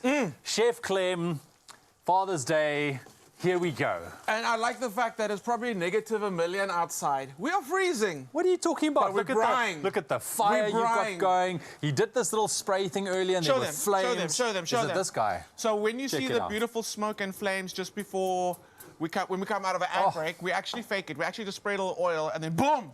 And then you come and you go, oh, wow, look at the beautiful fire. It looks pretty. It is very pretty. It looks pretty. Let's talk about brine. Let's talk about brine. Because it's a platter we are putting together because we really want to go all out. And the best way to go all out is with the braai. It's a snack platter. Dude, this is more than a snack platter. In South Africa, this is considered a snack platter. It's a soul platter. It's a soul platter. Yes. It is. Okay, so what we're going to do is we're going to go for a little bit of convenience. We don't want to. We want you just to enjoy the hears and the vibe. So we're going with Woolies. Beautiful the beef ribs. Oh, Woolies, we know their pork ribs are amazing. Yeah. The beef ribs? No, it's also on a level. It's on a level. It's on a level. Of its own. Okay, there we go. So if I can ask you, you're going to be braai master for us today. I don't mind that at all. You're going to be on ribs, and then we got some lamb ribbetjies because we're South African. That's there as well. Ribbetjies. Ribbetjies. Ribbetjies. So believe. Also, for the plant-based people out there, Woolies actually have an amazing selection of vegetarian options, which can go in the braai and are so delicious. Yeah. Totally try that out. Okay. Okay, so do you want me just to pop it on there? Like, absolutely. Are we actually doing it? Okay. So tips and tricks when it comes to working with the marinated items. Take it out the fridge before the time. Let it come to as close to room temperature as possible. Yeah. Because it's got that marinade on there as well. So you don't want it to burn. Ooh. And if you're going to put a cold piece of meat on there, you're going to end up with like beautiful char on the outside, but the inside of the meat's still going to be a little cold. So take it out of the fridge before the time. There we go. Can I have a braai tong here? Yes, let's talk about braai tongs. Let's talk about the essentials. What do we need? So, braaiing, again, it's all about the gears, and it's a lifestyle in South Africa, and we love investing in our braai equipment. Yes. Is jy alright dan? Ek is alright met ek settle net. Okay. Ek settle net. Okay, to your left, Ewan, we've got the perforated wok. Okay, now this is absolutely amazing. What I do is I pop prawns in there that have been marinated. And then I get the flames like you saw earlier, where the flames are actually like proper flames. And then I'll stir fry the prawns in the actual flames in that wok. It is and you get magical. You get that smoky flavorish. All of it. It takes on a whole new flavor that you can't replicate without having the actual flames that you're cooking over. Then we got the Jan Braai wipes, okay? And these are honestly amazing. I just feel like we sometimes as men do not prepare for certain things. We are going to miss. That's guaranteed. So when we do miss, don't be like, what now? What do I do? And then we go like this. Don't do that. Don't do that. Get the braai wipes. I use it on my hands. I use it on the actual braai itself. It is amazing. It's got it just degreases like nothing else. It's really awesome. Love it. Then we got the steak knives. Also to your left. Can you point the steak out to the people? Here we go. No. Here we go. There we go. There we go. Here's the thing. When you make a steak, right? We always treat it like it's a ceremony. We always Graham will tell you as well. You got to salt before the time and the methods that go into it. So we put so much into the way we cook the steak. Yes. So make it a little special when you eat it. So go ahead and get the steak knives. It makes all the difference when you cut through a steak. It's perfectly cooked with a proper steak knife. Yes. Amazing. Okay, so I'm supposed to be cooking at the same time. The Jan Braai cube. Okay, every South African should have one at home and one in their boot. Okay? That's amazing. Gives you 3 levels of height adjustability when you're cooking over coals. That's it. It is absolutely amazing. Flat bottom pointy pot goes on there. Even the 3-legged one, it's amazing. Above you, carbon steel pan. Perfect for using on the braai. There we go. There. Tongs. Don't be using forks anymore to turn your meat over. In your hands. Then talk about hands. We've got the braai gloves. Please look after your hands. The braai gloves are really amazing. I've actually picked up like proper burning logs of fire. Felt nothing. Felt nothing. Really? Just don't snap your fingers. So warning you. Okay, very quickly, braai beans. Okay, I've got some onions and curry leaves that are busy doing their thing. In there. But you feel powerful, don't you? The minute you put this on, you feel like some sort of a knight. You really do. Okay, I love it. So you're busy with the beef ribs. I'm sorting it out for you, my friend. Onions, curry leaves in here. We're going to go in with garlic, ginger, chili, turmeric. We want to cook that through for about a minute before we add our spices. Now, here's the thing. We don't have a minute right now, so pretend that I've cooked this for like a minute. It's nice and fragrant, slightly toasty. Garam masala going in. And by the way, did I not say I'm making curried bean salad? Curry bean salad. And this is one that you should make the day before the time and take the recipe and times it by 4. Okay. Because the longer it sits there, obviously like a curry, make it today, tomorrow, today's fantastic. You see, because the flavors then just to get a chance to chill, to chat to each other, and to really find the balance. And then connect and just like form new bonds and relationships. You know what I'm saying. There we go. Okay, so Nice and toasted curry spice has gone in there. To that, we're going to add our baked beans. Righto. Baked beans have got that natural, beautiful, they got that tomato sauce sweetness, you know? Yes. There we go. So to that, we want to kind of counteract that sweetness. Yeah. A little bit of red wine vinegar. Okay. Okay, and then, because I want to add more braai vibes, here's something that people don't know. Barbecue smoke flavor and curry go so well together. So we're gonna add the barbecue smoke to this and a touch of sweetness again with the smoky barbecue sauce from Woolies. Buddy, This that smells like, amazing. But smell this. This is braai in a bottle. Oh, Braai in a bottle, right No. there. There we go. Mix it in. That's gonna cook down. Once you get the perfect consistency that you want, you're winning. But again, make more. This I goes can so imagine quickly. that will also go very well with some pop. Absolutely. Right? And the next morning when you wake up, right? Don't lie. Braai flakes the next morning. My buddy. You know, that's breakfast. A little bit of that with a little bit of this. You can crack like a fried egg on top of this with your braai meat. Yes, and then what are we talking about? A shakshuka thing going on here? A braai shuka. A Yes. braai shuka. Absolutely. This bean salad is amazing with your ribs. And again, if you're going to go lamb or beef, it's fantastic. We've also come through with the snack platter, of course. Yes. Droewors, some salted nuts, got to have that in there. Oh, then, buddy. do you remember a few weeks ago we showed everyone the cute little mini cakes that Woolies have? Yes. They've got a new one. Really? But it's not sweet. Can you... reveal it for us, my friend. Okay. Listen, they did bring it in this morning. I was like, look at that, it's a cake. And then I looked closer and I was like, no. It's a cake. It's like... look. It's... So, in Woolies Butcher... At Woolies Butcher counters now, go and check it out. It's droewors on the outside, and on the inside... It's stuffed biltong. with biltong. I mean... You know what? This is like the perfect gift because it's elegant. It looks good. You know what I'm saying? You can confuse it for a cake from far away, but when you get closer, then you see. And Dad is gonna, oh man, I mean, this. Also, can we rewind back to April for my birthday, stick a candle in and sing happy birthday? Because this is, okay, next year, when people want to know what cake I want for my birthday, it's this. Okay, done? Just bigger. Just bigger. What do we call that cake? What do you call it? It's a vleeskoek. A vleeskoek. Yeah, it's a biltong cake. Go and check it out in Woolies. Go to the butcher counter. It's there right now. It's so good. And I think it's actually for a limited time only. So go and check it out. I love it. So there we have it. Some riblets, what are these ones here? They're the scarprivities, what you said. Yep. Curry bean salad. There's options. And that is what we love about Woolies and when it comes to Father's Day because we want the convenience, but we want that special, I think, memory that goes with it as well. And you get it with beautiful... This is a proper plonky braai. It's a young braai, no, a proper plunky. Proper plunky. And this is how I want you to serve it. Platter style. People get in there. I love Wet it, wipes because no one's going to have a fork, no one's going to have a plate, and you just get into it. Yeah, buddy, I'm just in my happy place here. I'm sorting out the ribs. You do the most, but this is also very important. I'm just saying. There we go. Thank you very much.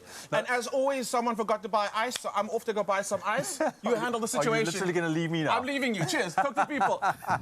So there we have it. Find Clem's braai platter recipe on woolworths.co.za. And of course, you at home can stock up on all of your braai favorites ahead of Father's Day and this long weekend. And plus, you get 20% off 2 braai items until the 16th of June. And you can shop this offer and a whole lot more at Woolworths, in-store, online, and also on the app. Remember, T's and C's apply. So Clem is off, and I'll just man the braai, I suppose. Happy braaiing this week, and go out and spoil Dad. Nice. That is the most genuinely happy I think I've ever seen Ewan in his life with that little biltong cake that came out. Come on, wouldn't you be? I wanted to just put my hand in there. That's called ancestral happiness right there, okay? That's generations of joy playing out. We absolutely love it. So cool to see two absolute gems of a gent enjoying their happy place, and hopefully that's the space you're going to find this Father's Day. But we're going to keep the Father's Day, the Braai Day, all of that kind of inspiration flowing. And I'm going to kind of take a turn, a creative turn, if you will, towards Decorex to be inspired in a whole different way. Some amazing new shades, new forms, new technologies and innovation. Cannot wait. Yeah, that was last weekend, and we're going to do a recap. Can't wait to get into that, Gray. Not only that, Watershed and Fangirling Once Again is standing by. They're going to be playing that hit single called This Town. So stick around. I think Craig plays in my head all the time, I think. Be your own handy hero at home this June and stand a chance of winning 10,000 Rand every week with Plascon and the Expresso Morning Show. Answer the weekly competition question on our social media platforms using hashtag PlasconSA to enter the draw. You can only win if you follow Plascon SA on Facebook and Instagram. Weekly entries close midday Fridays. That's 4 chances to win big with Plascon. T's and C's to be found on expressoshow.com.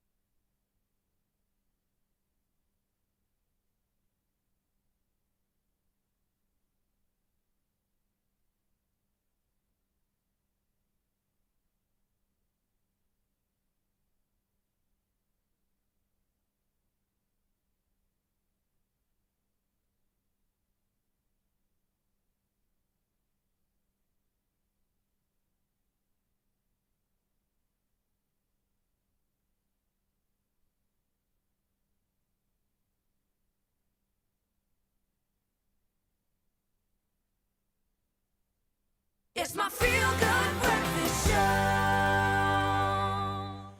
Welcome back, and your Thursday keeps on rolling. It's wonderful to be hanging out with you this morning, and you are tuning to your Feel Good Breakfast Show, Expresso right here on S3, and some inspiration. Yeah, buddy, I think heading your way right now. I'm getting a very wonderful olfactory sense here. Is that eau de bry? It's eau de bry. Eau de bry. It's lovely for Father's Day. You can get that for Dad. Yeah, I love it. Well, we love our spaces. I think you can see from our space that we absolutely love the creativity. And I think when we look at it differently, whether you're going from stylish to homely, it does affect us and affect our mood, and we want to be inspired. Absolutely, and what better way to keep up with the trends than by visiting Decorex? Now, Graham, of course, attended the Cape Town event at the CCICC last weekend and discovered a whole new world of colour with Plascon. I think we should take a look now. Please. Think so.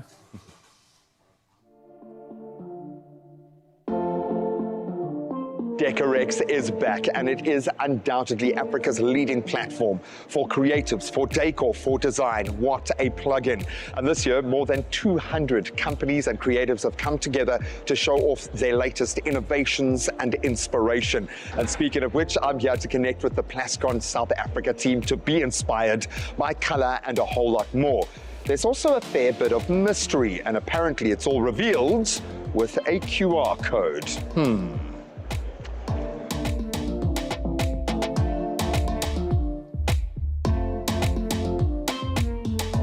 Hello, my friend. So good to be connecting with you in this beautiful space, and I need to know a little bit more. And when I hear things like treasure hunt, I get very excited. So lay it down to me. What's the vibe at Plascon at Decorex this year?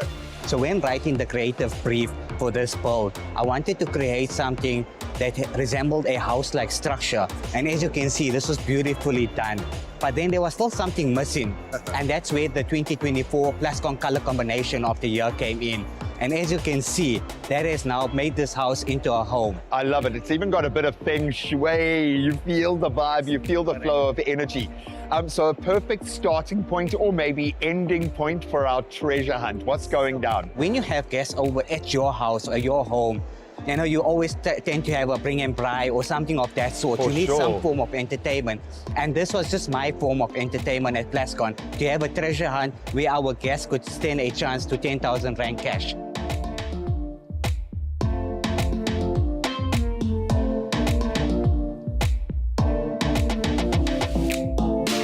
A house is made of walls and beams. A home is built with love, color, and dreams. That is so true. I love the fact that there is so much warmth in this space. I love the fact that we're trying to get nature indoors, but to create this freedom within our confined spaces, this is what design unleashes. Wow.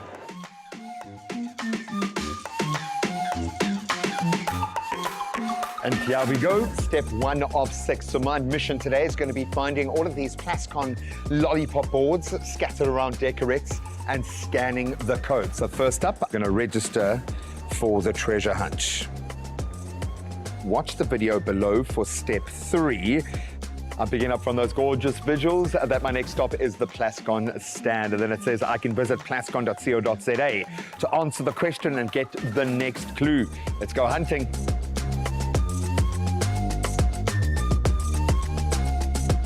Success with step 3, that has brought me to the edge of our designer pods.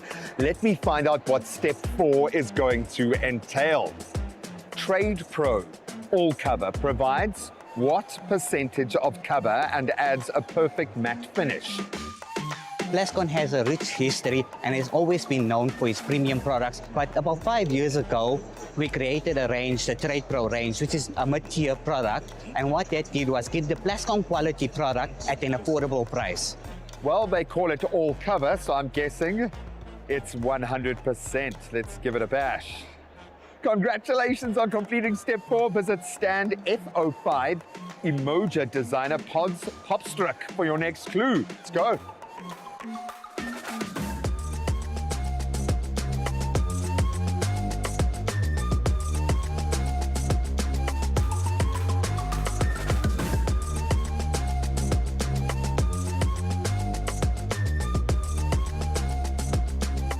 I already get a sense of your ethos, your design principle, just standing in this space, picking up on these little finer details. But when you talk about your kind of creativity, how does that play out in this designer pod? We were inspired by the idea of an art gallery where you kind of meander through a route and you create these little moments where people actually pause just by looking at how people actually interacted with this space the last 2 days. It's been very successful drawing people in, taking them through the design and spilling them out again. I love it. There are delights around every corner. I'm almost at the high point of our treasure hunt, step 5 of 6. Let's see what it is going to reveal. Select the surface types that gypsum plaster primer can be used on. This year we've launched the new Prime All Gypsum and Plaster Primer product. And what this did is it's a premium quality primer that is water-based. Now predominantly plaster primers have always been solvent-based, but this is a water-based product, but still has the same benefits as a solvent-based product. And it's also one-foot use because you can use this product on multiple surfaces. The features and benefits of this product just outweigh its closest competitors. Okay, I think I've got the answer, hopefully. Congratulations on completing step 5. Visit the Plascon stand, that's J01, for your next and I'm assuming final clue. And here it is, home straight, baby. I love it. I mean, I walked straight past this earlier. Can you guess what the 2025 color of the year will be? Spice Cider, I reckon, is one of the most beautiful, neutral, earthy tones that I've seen at Decorex this year. My money is there. Congratulations on completing the treasure hunt. To get an extra entry to the competition, take a picture and post to your socials and tag at Plascon SA. And don't worry, I think I know exactly the device to use to take that post for the socials. Let's go. just as overwhelming as a visit to Decorex can be, there is a lot of stimulation, a lot to take in.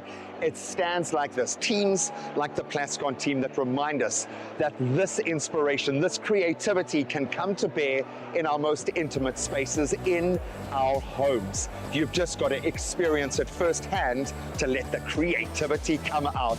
I'm going to see the world in new, vivid color from today. Wow. Okay. Yeah, and that 3D photo booth. Incidentally, it turns right, so I was a bit confused because I can only turn left. I just want to ask, are you okay? I don't know. Are you okay after all those moves, my friend? No, that being said, it is a little bewildering. Just walking into that space is amazing, but you do pick up on kind of the broader trends and then you see it come to life, which is why I love to just experience it. It's one thing seeing it, it's another thing actually feeling that space. Magnificent paint colors and practical coats truly being formulated by the experts for us to enjoy. And I really did enjoy going through that little treasure hunt, but I picked up so many absolute gems, and I have a feeling I might have seen my favorite color for the year, but you can go and find your color of your year with Plascon. There we have it. Well, I hope you had fun if you were at Decorex. We are going to take a quick break right now. When we come back, I'll tell you exactly that, but first let's go here. When the cracks start to show, our strength and resilience is legendary. Mycotex, strong enough to endure anything.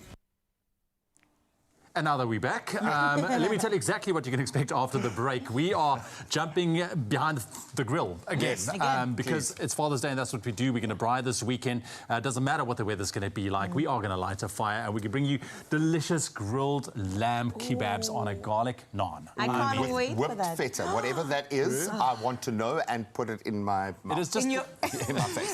Just put it in your face. It's a winning combination. And then we're also going to focus on blended families, the intricacies thereof, what it exactly mean, and how to go about planning fairly financially with ABSA. Stick around for that chat and a whole lot more on your Feel Good Breakfast Show. Don't forget, Craig Hines from Watershed still here, still going to perform for us. Stick around. We'll see you now.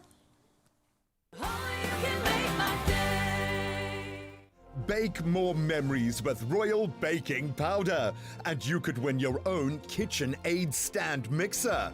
Be a part of the Tastemaster competition action by watching the show and baking a creative interpretation of the week's theme using Royal Baking Powder. Then upload it to socials by replying to the competition post, including hashtag the Tastemaster SA and hashtag Bake More Memories. Don't miss the Tastemaster SA every Tuesday evening at 7, repeat Wednesday at 1 and Sundays at 4 p.m. on SABC2.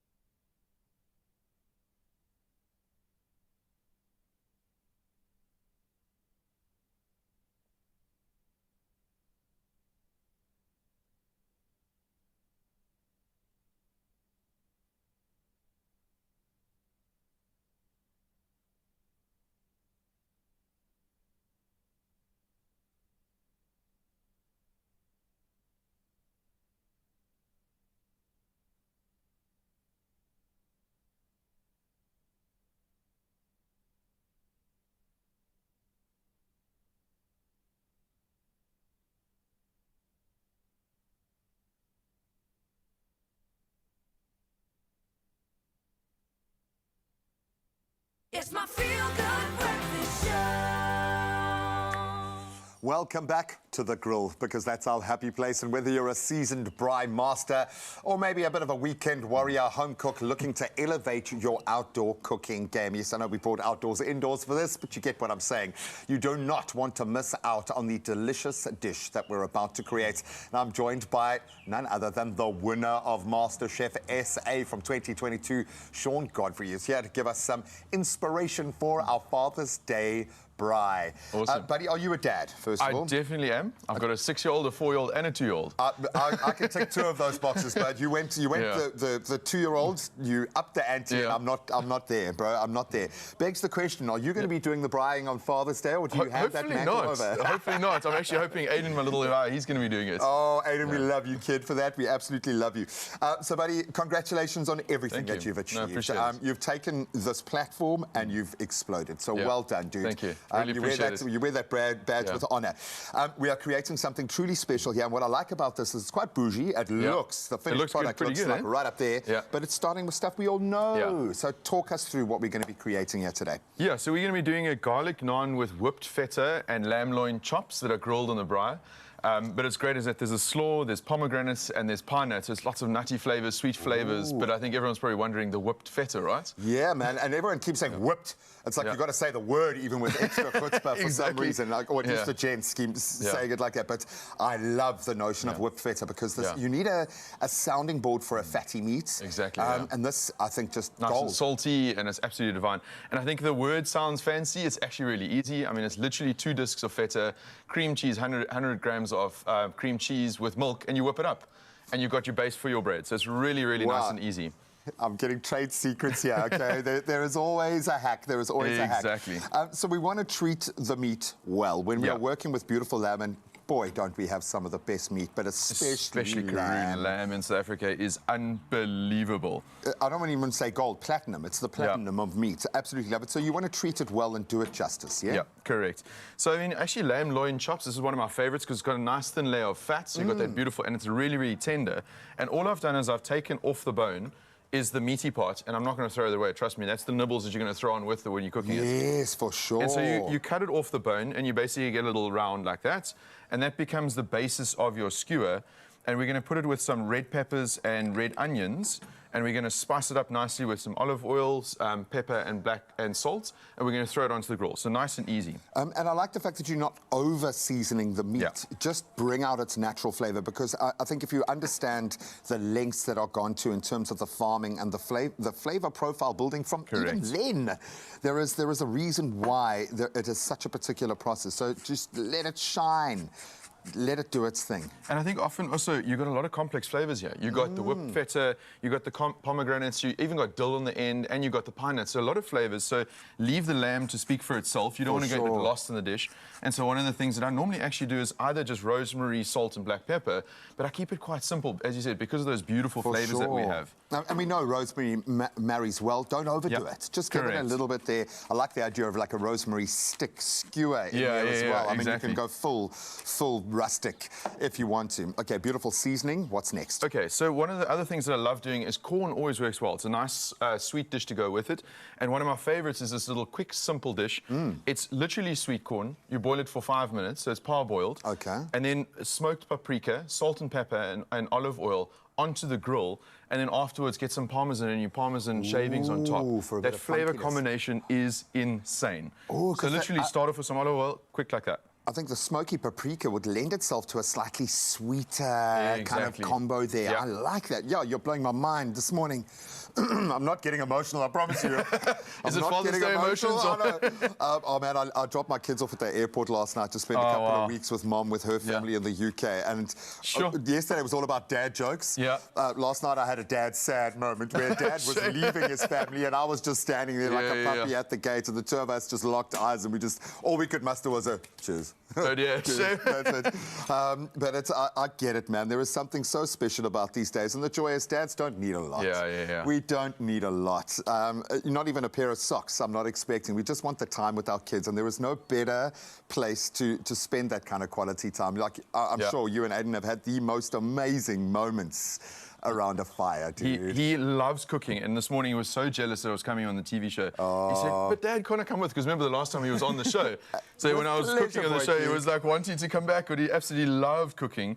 And the kids, they actually stand with me now every time.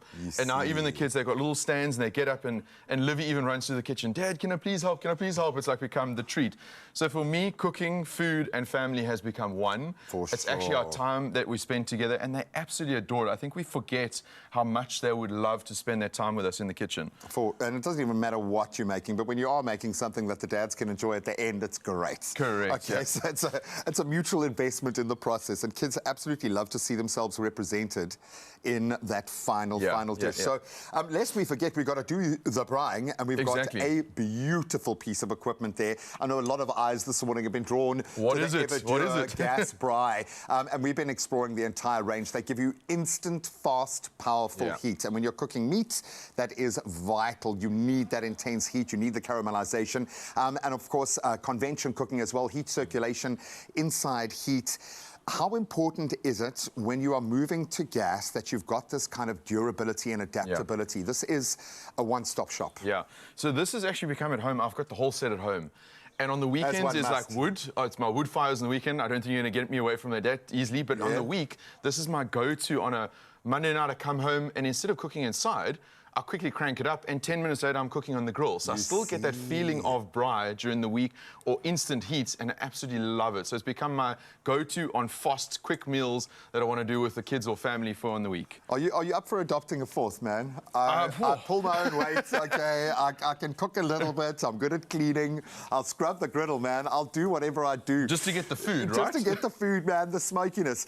What we love about this is it also stands up to the tough elements of the trade, and it's made from aluminium die casting, which is not only durable, but thankfully for those of us left cleaning the griddle, it's easy, nice and easy. Exactly. It's the reason why I nominated myself, and it also comes in a range of beautiful contemporary colors, customizable grill plate configuration, which will really matter to most. And we're showcasing the prep kitchen station, which you can shop along with a wide range of outdoor cooking options at eionline.co.za. It's going to inspire you. I would imagine don't let your dad go and have a look, because then suddenly he's going to up the ante for Father's Day gifts. Exactly. Okay, so just handle with care. And now we introduce the funkiness. Yeah, this is just the Parmesan. So this is that beautiful flavor that we're going to put on top of the corn. And one of the things actually I wanted to mention is you must see all the colors that you can get available. So at home, I've got the orange set. So literally it becomes a little bit of a fashion statement. Everyone walks into home and goes, what is that? Because, you know, normally, unfortunately, outdoor cooking is normally a little bit dull. Yeah. But with the Everdure range, they've really come out with the most amazing colors. So you can really go and have a look. It's not just... Art Deco, baby. It literally can look really, really funky outside. I love that. Just last piece of advice when cooking it. Yeah, when we said instant quick heat, I mean, we weren't kidding about it. I think most important here, we want to protect our lamb. So how do you know that you've got the lamb just right? How does that look and feel? So on a skewer, you've got to watch, because obviously the meat is stacked together. So obviously you could char the outside and it ends up being quite raw inside.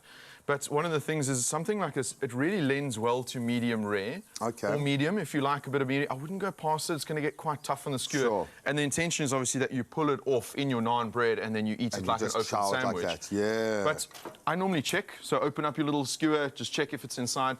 But I mean, fortunately, it's very forgiving. Lamb is happy when it's medium rare. For sure. You're not worried about that, actually. So, yeah. It's just going to be, I think, the main danger here is if you are the braai, is having any left over for you to have after you've picked everything. Buddy, we're so proud of you. The arc that you're on is absolutely amazing, and you're still just a mensch, dude. Still just a South African dad around a 100%. And we are here for that. So enjoy Father's Day, my friends. Thanks so much. Really appreciate it. You've earned it this year. Well, there you have it, a delicious masterpiece crafted right here with the Everdure gas braai. What a champ. Sean, your culinary expertise, I think, always amazes us, because you take something simple and you just make it next level. So thanks so much to him for sharing this recipe. And if you want to get this, the lowdown, go to expressoshow.com. Enjoy. Happy Father's Day! Okay. And ciao. Man, oh man, oh man. I'm just just engaged as to what is happening here with my left. It's because we want some, that's why. Please keep us some, Graham. That looks amazing. So yeah, delicious. no, definitely. We're looking forward to spoiling Dad this weekend. I think so. Father's Day is on Sunday. Another reminder in case you need some last-minute gifting ideas, because I think we've kind of got you covered in that department. That's the thing, yeah. We are going to be running you through some of our favorite picks for Father's Day and some of the gifts that you can give him. You know, we want to make it easy for you.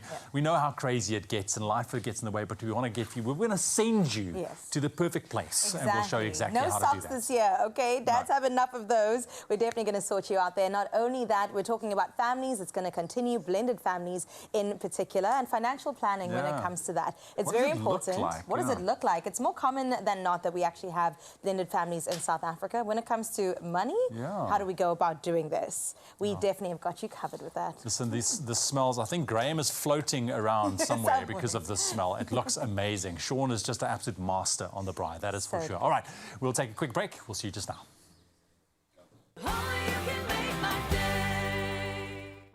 Drained? Dehydrated? You have lost more than just fluid. Recover faster. Add Rehydrate, SA's #1 oral electrolyte mixture.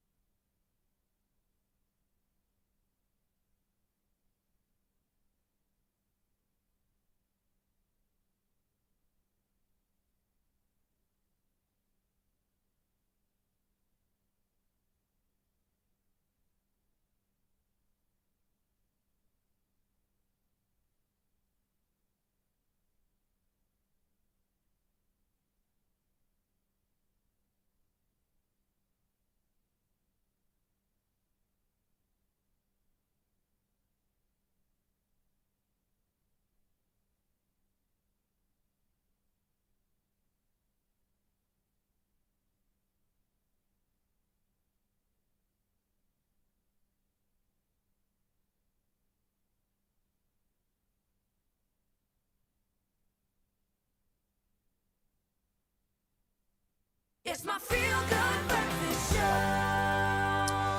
Welcome back. You're tuned to your Feel Good Breakfast Show Expresso right here on S3. From braais to family to finances, we've got it all for you this morning. Now, as South Africans, we are very familiar with the concept of blended families. In the intricate, I think, tapestry of family life, we understand just how diverse and mixed things can get. And that is why Absa Private Wealth is here with tailored solutions for blended families, ensuring they are well prepared for the future.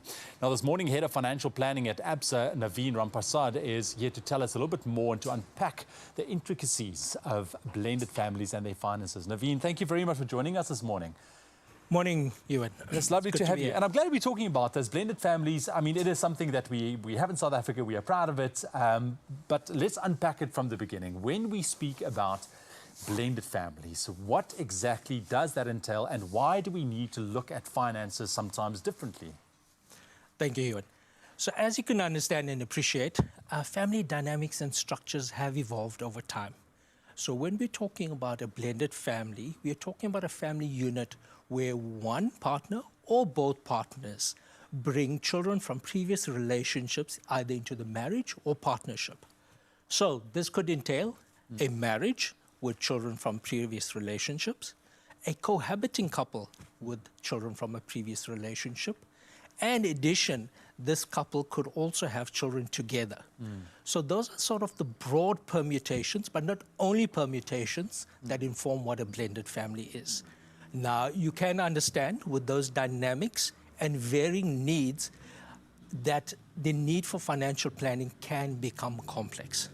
Look, I can understand when two people get together, maybe it is a little bit later on in life already, having, worked on their own wealth in separate entities or spaces, bringing that together. I mean, it can get confusing. I mean, I'm in a space where I'm currently looking at a little bit financial planning within my own family. We are not a blended family, but it does become complicated and we need guidance, especially when it comes to money. So for people that's in a blended family, how do we approach combining, I think, our finances so that it's fair and it works for the family? So, Ewan, as you said, it goes without saying, it is complex because of the varying needs and the dynamics at play. And what has been done in the past. And that's why at ABSA we recommend that families engage the services of a professional and a qualified financial advisor to guide and assist through this process. However, that being said, and without going into the technicalities, there are a few things to note. And the first is there must be agreement between the couple as to how the financial affairs of the family unit will be handled. So, for example, things like how would bond repayments be handled? How would school fees be dealt with? And if there's excess, how would savings be dealt with? Key to this is communication. There needs to be open, honest, and transparent communication between the couples. They need to speak to what are their financial aspirations, what debt are each of them bringing into the relationship, as well as what assets there are. Yeah. A good starting point would be a joint budget. So shared expenses can be put into the joint budget, but also allowing a bit of room for financial independence of each of the partners. I just quickly want to touch on a fact that you mentioned, their debt. It is something that obviously, once you get in debt, it might be difficult to get out of debt depending on how deep you are as well. But bringing that into a relationship already, how do we manage that? Your advice to blended families to make it fair on, let's say, your partner who's perhaps not in debt? So you're in debt, once again, it's about open and honest communication. Partners need to sit and have a discussion around existing debt, how to manage and to repay this. So there could be the decision that they keep the debt separate because there may be pre-existing financial obligations or child support payments that you'd want to keep separate. Or there could be the option of combining it in order to streamline the outcome and the payments. However, whatever decision is made, the importance of crafting a repayment plan for debt is important because it helps then to effectively manage that. And more importantly, it reduces the stress both from a budgeting perspective as well as from a relationship perspective. Yeah, you see, everyone's needs are different and everyone's situations are different. And I think you really gave that advice. First and foremost, as a blended family, the communication needs to start, but then we also need a single point of contact, let's say ABSA Private Wealth, to help facilitate that process, because there is so much. We're talking policies, estate planning, all of that. And this is everything that you will help with and advise. Absolutely. So if you think about it, let's say from an estate planning perspective, each family's circumstances are different. And because of that, it has to be taken into the financial planning process.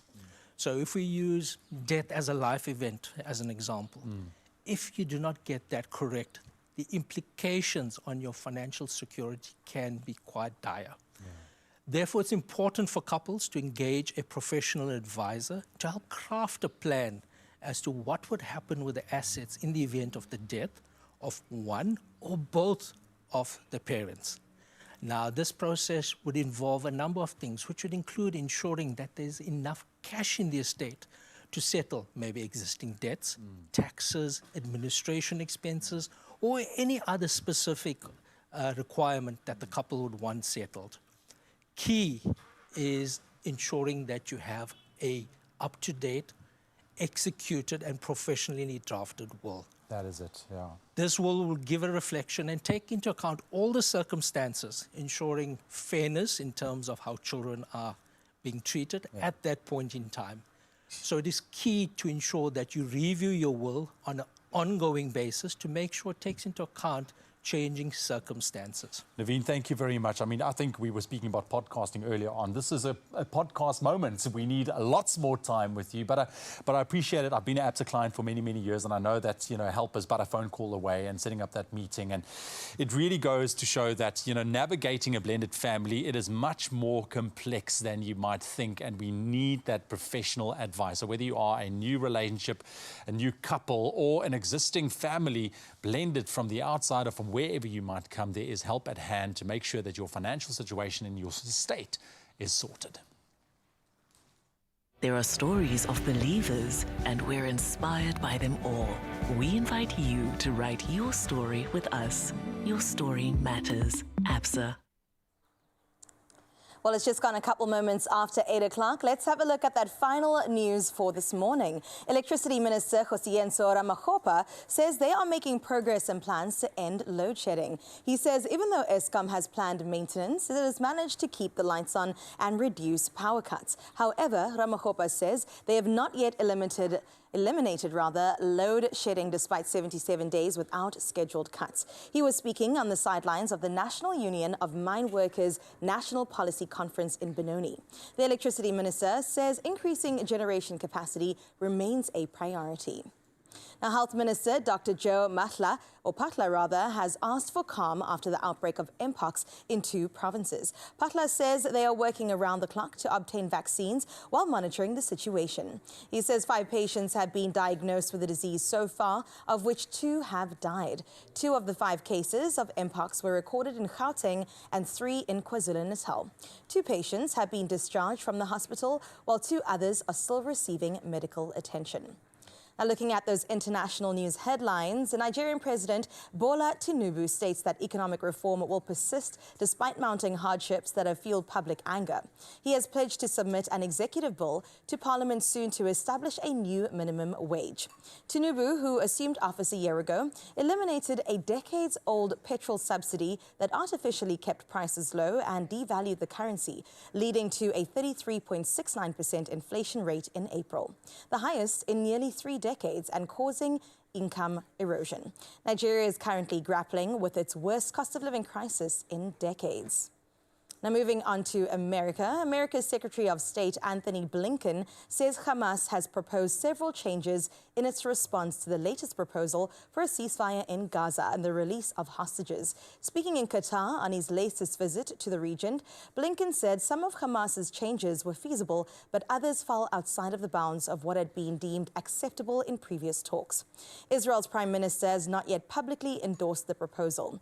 Blinken says it is now time for the parties to stop splitting hairs so that the ceasefire can take effect. Now, taking it back home with some feel-good news, the Johannesburg Wildlife Veterinary Hospital is celebrating its 7th anniversary. In these incredible 7 years, they've treated nearly 14,000 animals and made significant strides in wildlife conservation through education and teamwork. Partnering with top universities on groundbreaking research, they've welcomed vet and vet nursing interns from around the world. Their presentations at international conferences have highlighted South African small wildlife conservation. They were the first in South Africa to specialize in caring for the endangered Temminck's pangolin, sharing vital knowledge and enhancing global conservation efforts. Besides medical care, they advocate for wildlife justice, securing tough sentences for animal crimes alongside law enforcement and wildlife organizations. From us to you, happy birthday to the Johannesburg Wildlife Veterinary Hospital. Well, that is where we leave your news for this morning. Let's have a look at your roads for the last time.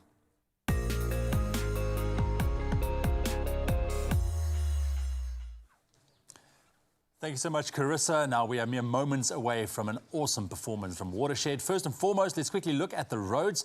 In Germiston, Gauteng, there's currently a stationary truck, and that's on the N3 southbound at Van Buren. The left lane is currently closed, so please be careful in that area.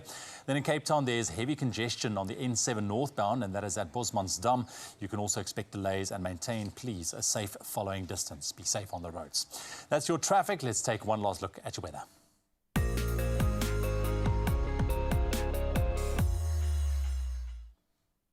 Just before we get into your temperatures and your sunrise morning view of the hour, some weather news. The Eastern Cape Police have discovered another victim's body from the devastating floods that had ravaged Nelson Mandela Bay 2 weeks ago. Now, this latest discovery brings the death toll to 11 in the metro and 14 in the province, including 3 deaths in Buffalo City Metro, East London. Now, over 3,000 people were displaced due to the floods, and police spokesperson Priscilla Naidu says the body was discovered by the search and rescue unit at Swartkops River in Kariga, one of the areas hardest hit by the floods. Very sad news indeed. Our sunrise view of the hour this morning, it comes in from Zolani, all the way from the Northern Cape. Look at that view. Beautiful day in the Northern Cape. Zolani, thank you very much for your photo. I wish you a blessed Thursday again. And man, I hope you're gearing up for a wonderful long weekend as well. And for the rest of you, please continue sharing your morning views with us. You can do so on a WhatsApp line 063 408 8863. We look forward to receive them. For now, here's a last look at your temperatures.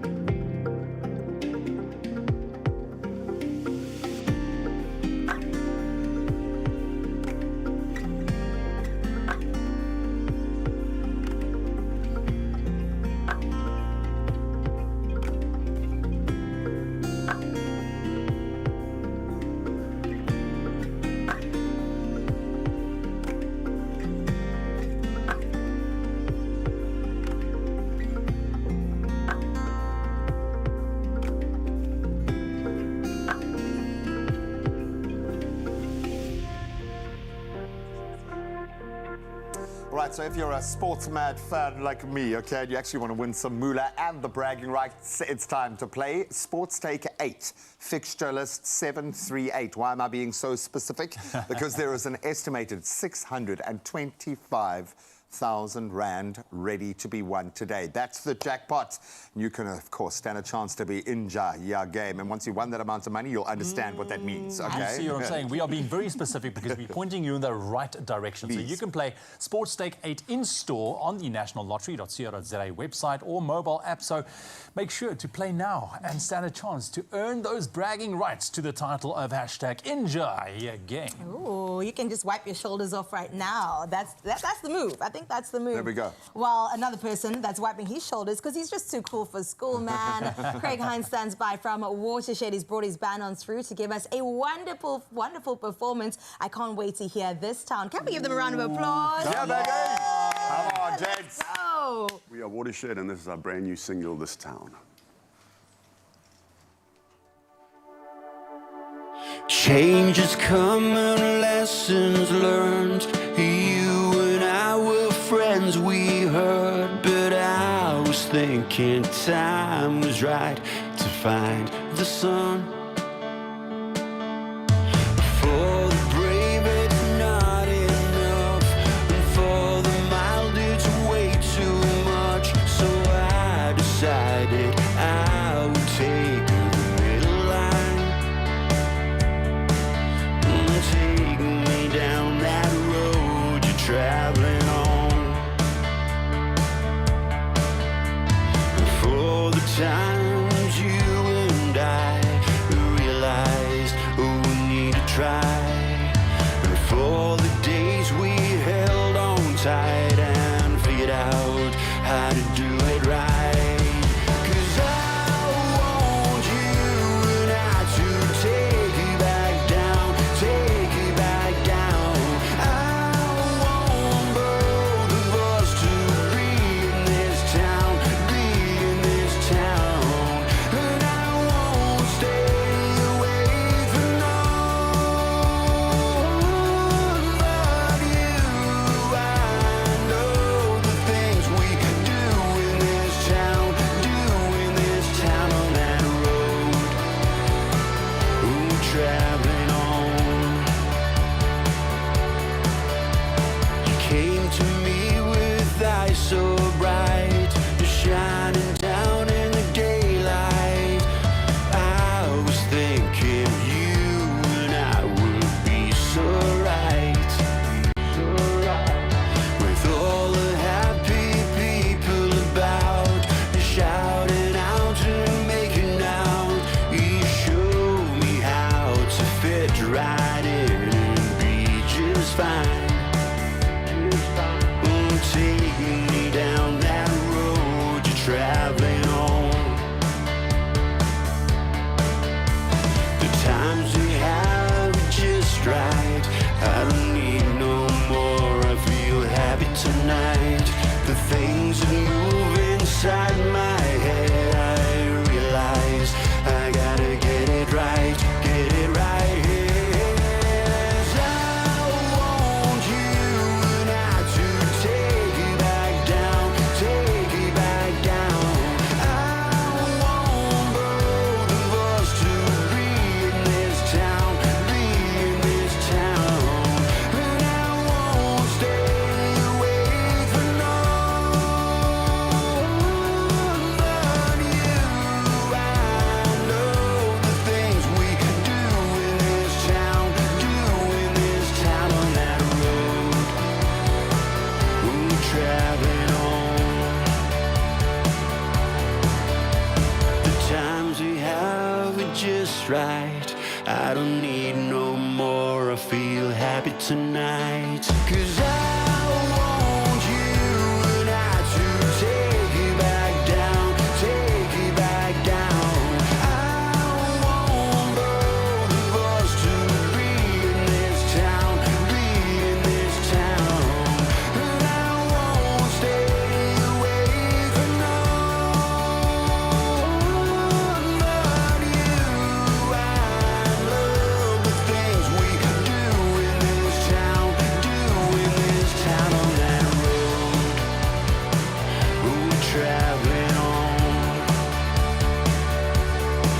That road we're traveling on. That road we're traveling on. That road we're traveling on.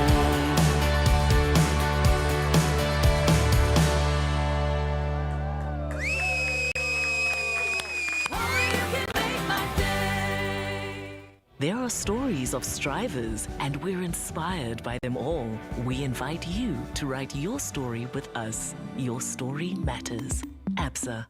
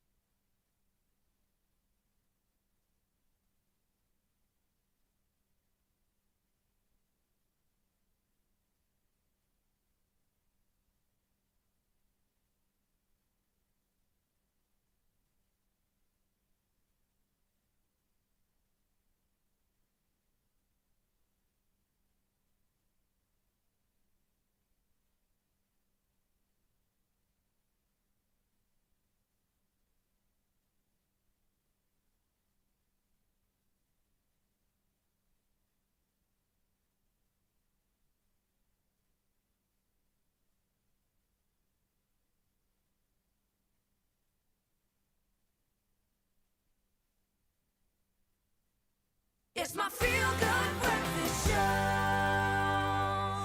Welcome back. We're not just speaking to the dads, we're speaking to those buying presents for the dads this Father's Day. And I say that as a dad. Yes, it's time to celebrate the incredible bond that we share with our dads and those incredible father figures that we have in our lives. It's a day to maybe reminisce just a little bit about some of the most cherished moments, maybe the lessons learned, and to show our appreciation through some thoughtful gifts. And today we are sharing our special moments and memories with our father figures, our dads, and giving you some special gift ideas that you can give to yours, or you can even gift yourself, okay? Because you are allowed to do that as a dad. Yeah, you can go out and get that thing that you really want. The one thing that you really want, you know, that's a nice thing. But I mean, sometimes the most meaningful, I think, gifts are often the ones that remind us of those shared experiences, because that's what I focus on. You know, it's experiences with my dad, experiences with my boys. I mean, what are some of those memories, I think, that stands out for you guys? Do you want to jump us Shall I just up go here? into it? I can Okay. feel the emotion bubbling under just just a little bit, You're sick of me already. I've been saying I'm a daddy's girl from day one. My dad and I have such a close bond, I think, because we're very similar. And we both like a little bit of attention. We're both a little bit dramatic. I mean, look at us. wow. Looking so great. The sun is hitting so nicely. We've watched sports games together, because last year I took a deep dive into the sporting world, trying to figure out what was happening there. Also, we attend events together. I'm usually his +1, because my mom was like, you guys just go together. And my dad was a volleyball coach, and so I've been exposed to so many new, beautiful environments that I never would have found myself in otherwise. And also last year, Father's Day was a lot of fun, because we took him to a shooting range. Speaking about experiences, we just thought, you've never done this before, even though he was in the Navy. Maybe he did, I don't know.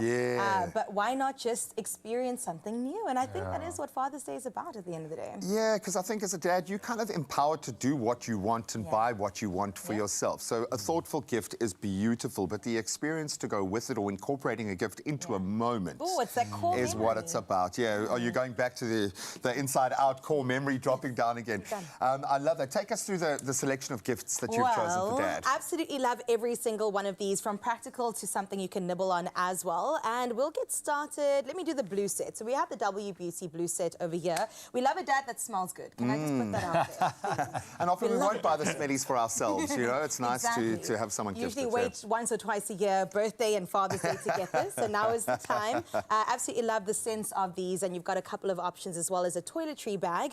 We also have some snacking options. You cannot have a Father's Day without it. So over here, of course, we've got the venison biltong, 400 grams, which is nice because they can share, even though I know they won't want to. Share for what? And it's got some nice gamey flavors. So we've got things like the Gemsbok, Springbok, Blesbok, all the books. That's the sort of gamey flavors that we're getting into. And speaking about snacks, I love these. So these are the palmiers. And actually, it's a French recipe, right? But there is a community out in the Boerland that creates this. And it's so delicious. I love that Woolies is always sustainable and always definitely looking to feed back into the people and the community. For sure. I love that. And that's the kind of gift that you get to enjoy with Dad. Yeah, you know? we hope, we pray. We also have some practical gifts. We've got the bifold stitched wallet, which I think is very snazzy. And it fits really nicely into the pockets. Yeah, because I don't know, dads usually have these pockets that bulge out so much, and it's like, let's be slim, let's be cute with it, right? Well, you could buy Dad a money clip, and then he could really feel cool. No, I love this because it's chic, but it kind of slots into the pocket. Great choice, and we have some coffee.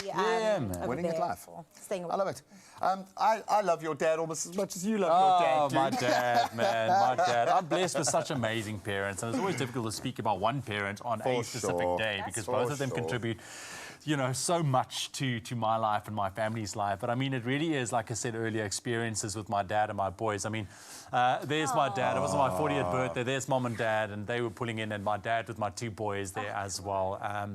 Yeah, it just warms my heart, man, to see that and to really know how blessed I am with family and parents and a dad like him, you know. And we still share great experience to this day. We go biking quite often, motorbiking. We go on these trips together, and it's just the two of us, and we chat and we braai and we chill, and you know, it's special moments that I always remember. And this is what I try to facilitate with my boys as well. It's those experiences. I mean, we just had an amazing trip abroad earlier in the year, and my two boys were just, it was so nice to see them experience that. So, and I know that they will treasure it, and they will talk to me about it one day. So that's what it's all about. Tell their kids about it, which is the cool thing. My dad did. So I've got, you know what, it's really just about giving Dad a couple of things that, you know, he would really want, that is special. Bright tongs, you got to go. We know, if you know, for my dad, bright tongs, even bright tongs, he's going to be happy. And you should rejuvenate your bright tongs at least twice a year. Yeah, dude, some chocolates. You've got a mug, you can fill the mug with chocolates, you can do that. Beautiful scarf as well. Look at this. This is a lovely, lovely, and Pops is quite avant-garde, so I think he would like that. Yeah, exactly. We've got some Clarence products that he can get, you know, face products and that kind of thing, and we've got a beautiful little plant, because you can give Dad a plant as well, a little ficus in a ceramic pot as well, and you can all neatly pack it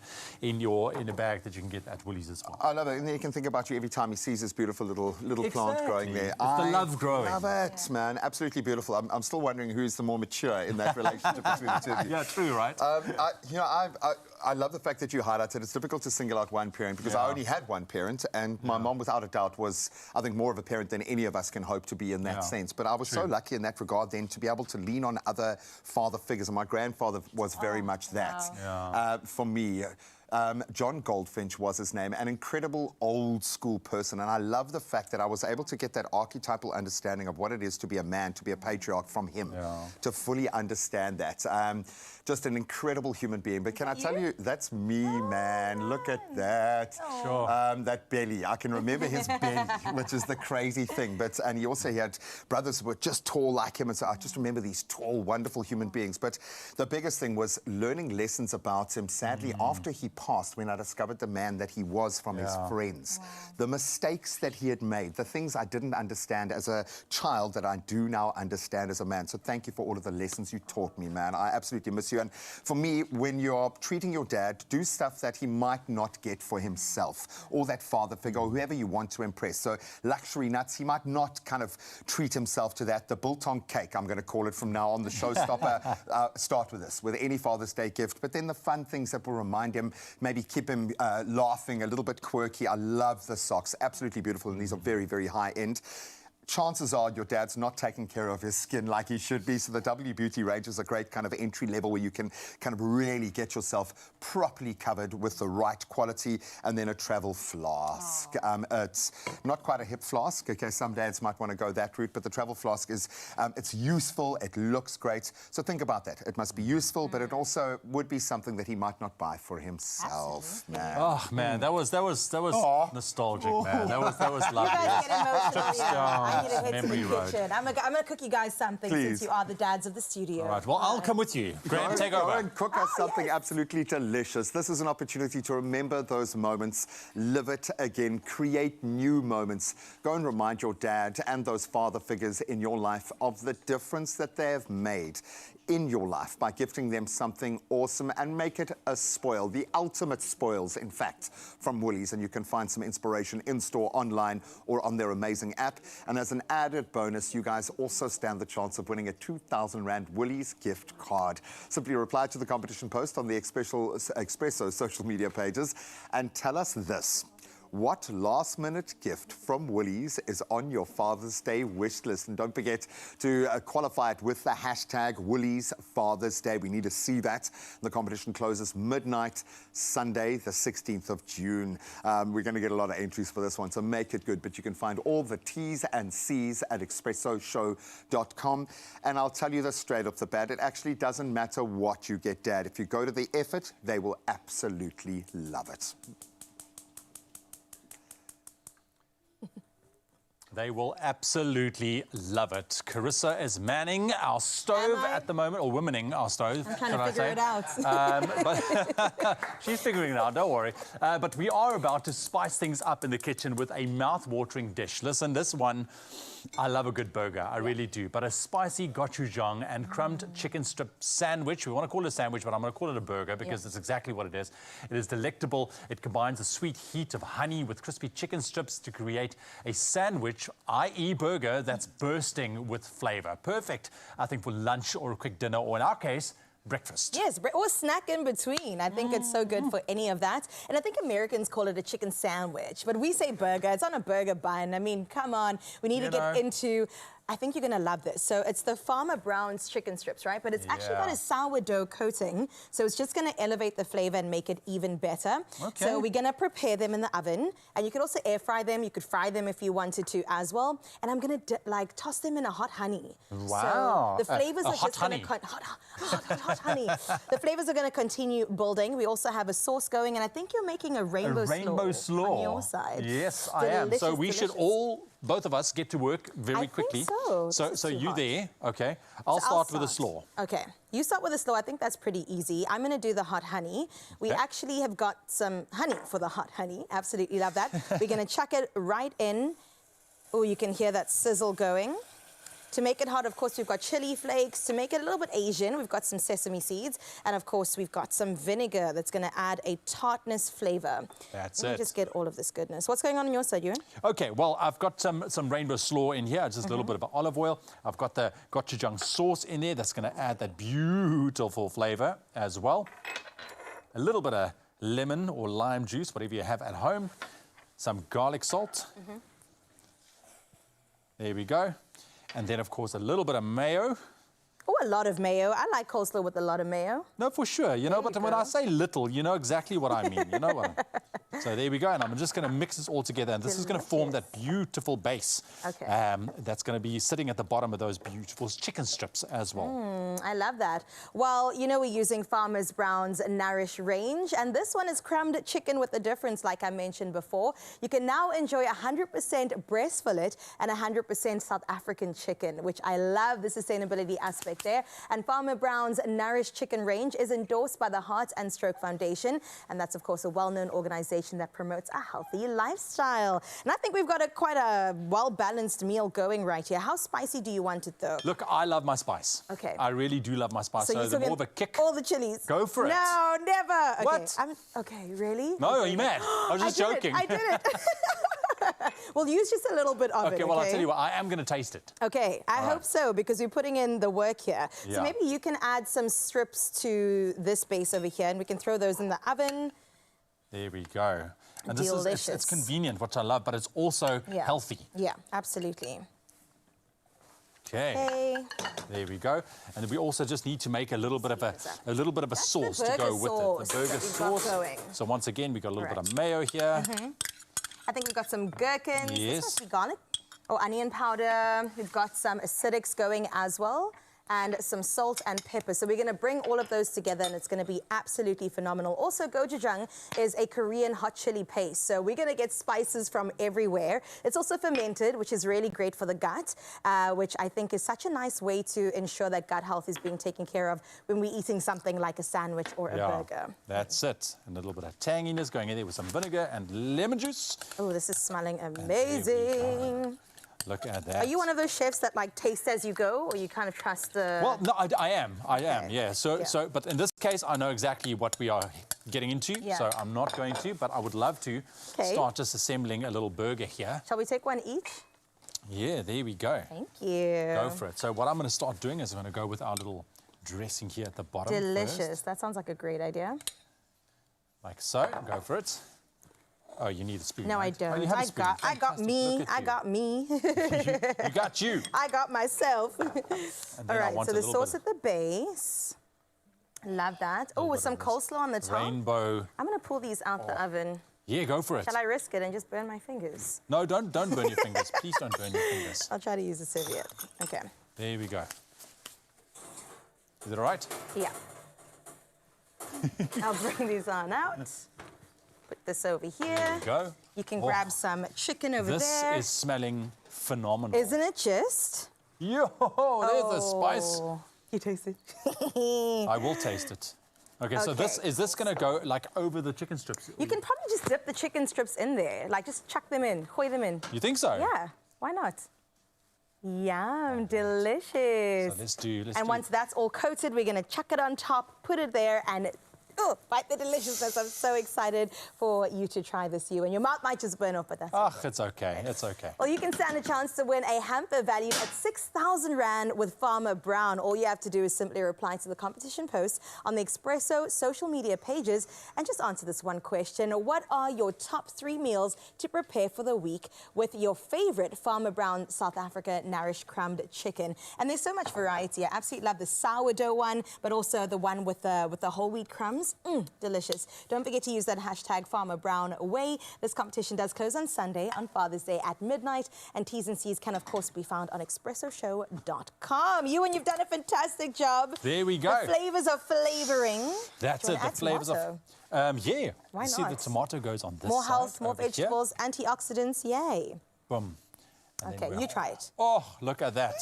Am I going to go for it? I think you should. Okay. All of this, of course, can be found on expressoshow.com. Very excited for you and to give us a review.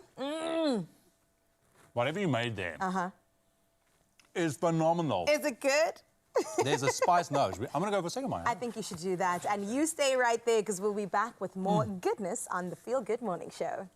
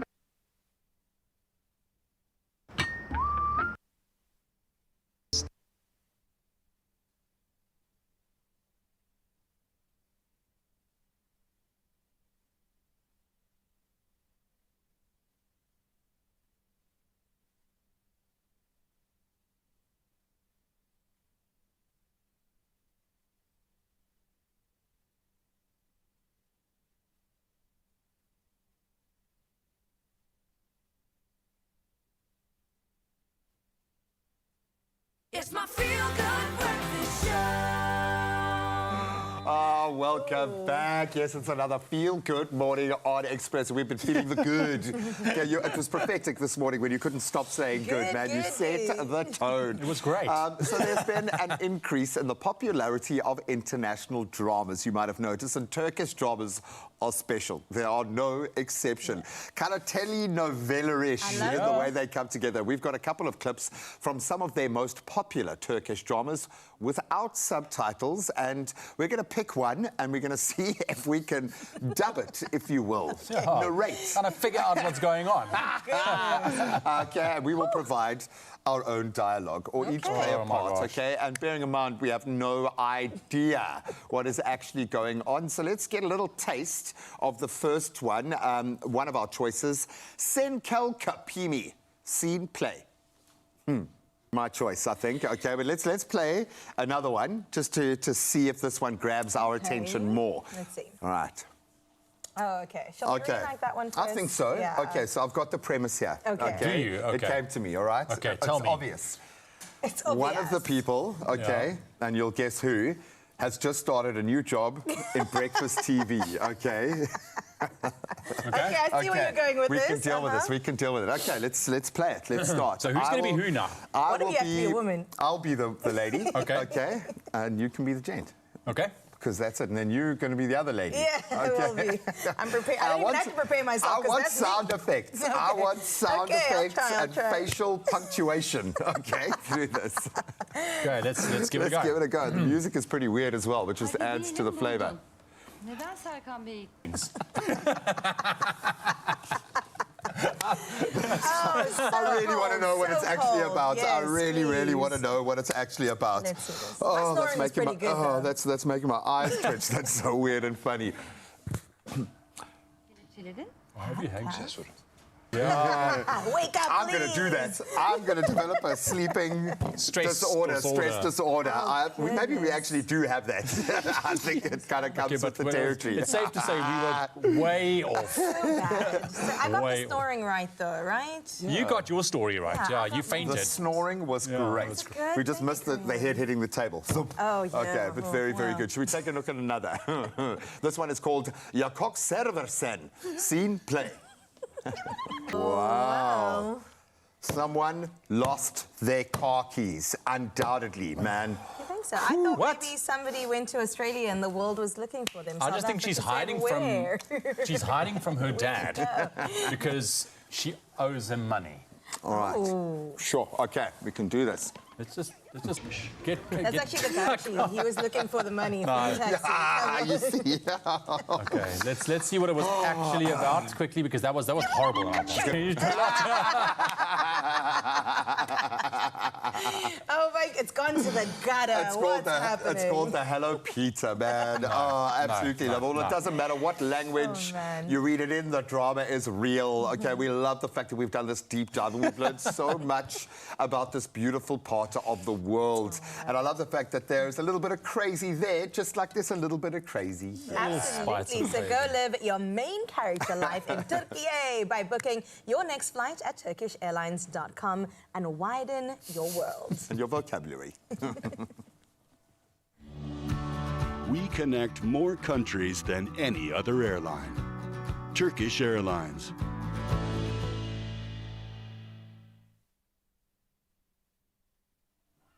Morning, everyone. This is another song from ourselves, Watershed. The song is called Undone.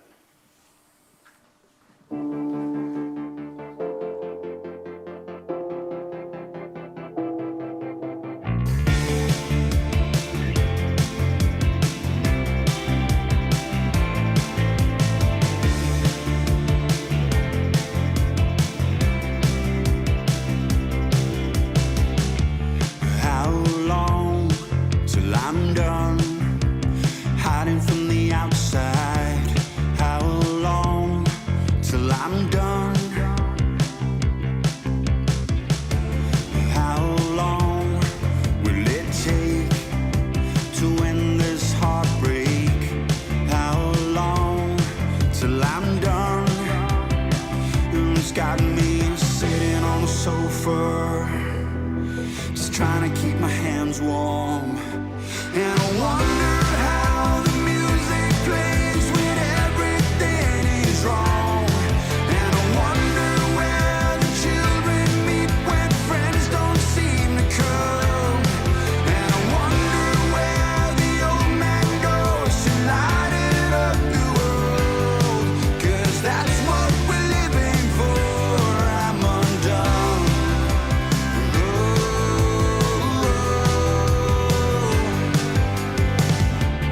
How long is it me, or is it just a lonely day?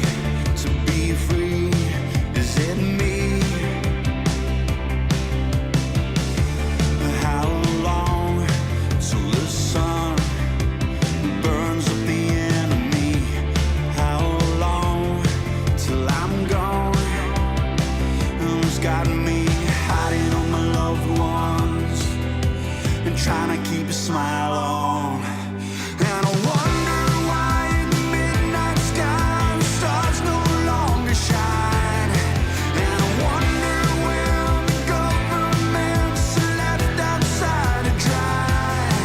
And I wonder how the world will turn when everything is burned and we hold it up the earth. I'm undone.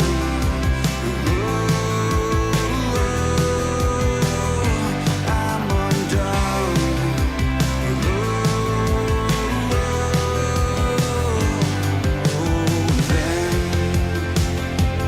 Where have I been? While the world is caving in. And I wonder where the lovers meet when time is spent alone. And I wonder why we learn to fly if we all rolled in one. And I wonder where the old man goes to light it up the world and smile up at the sun. I'm undone.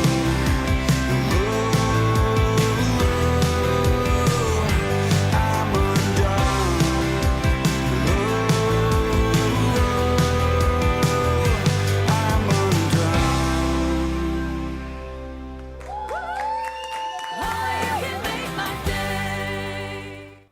Very dry, tight, sensitive skin.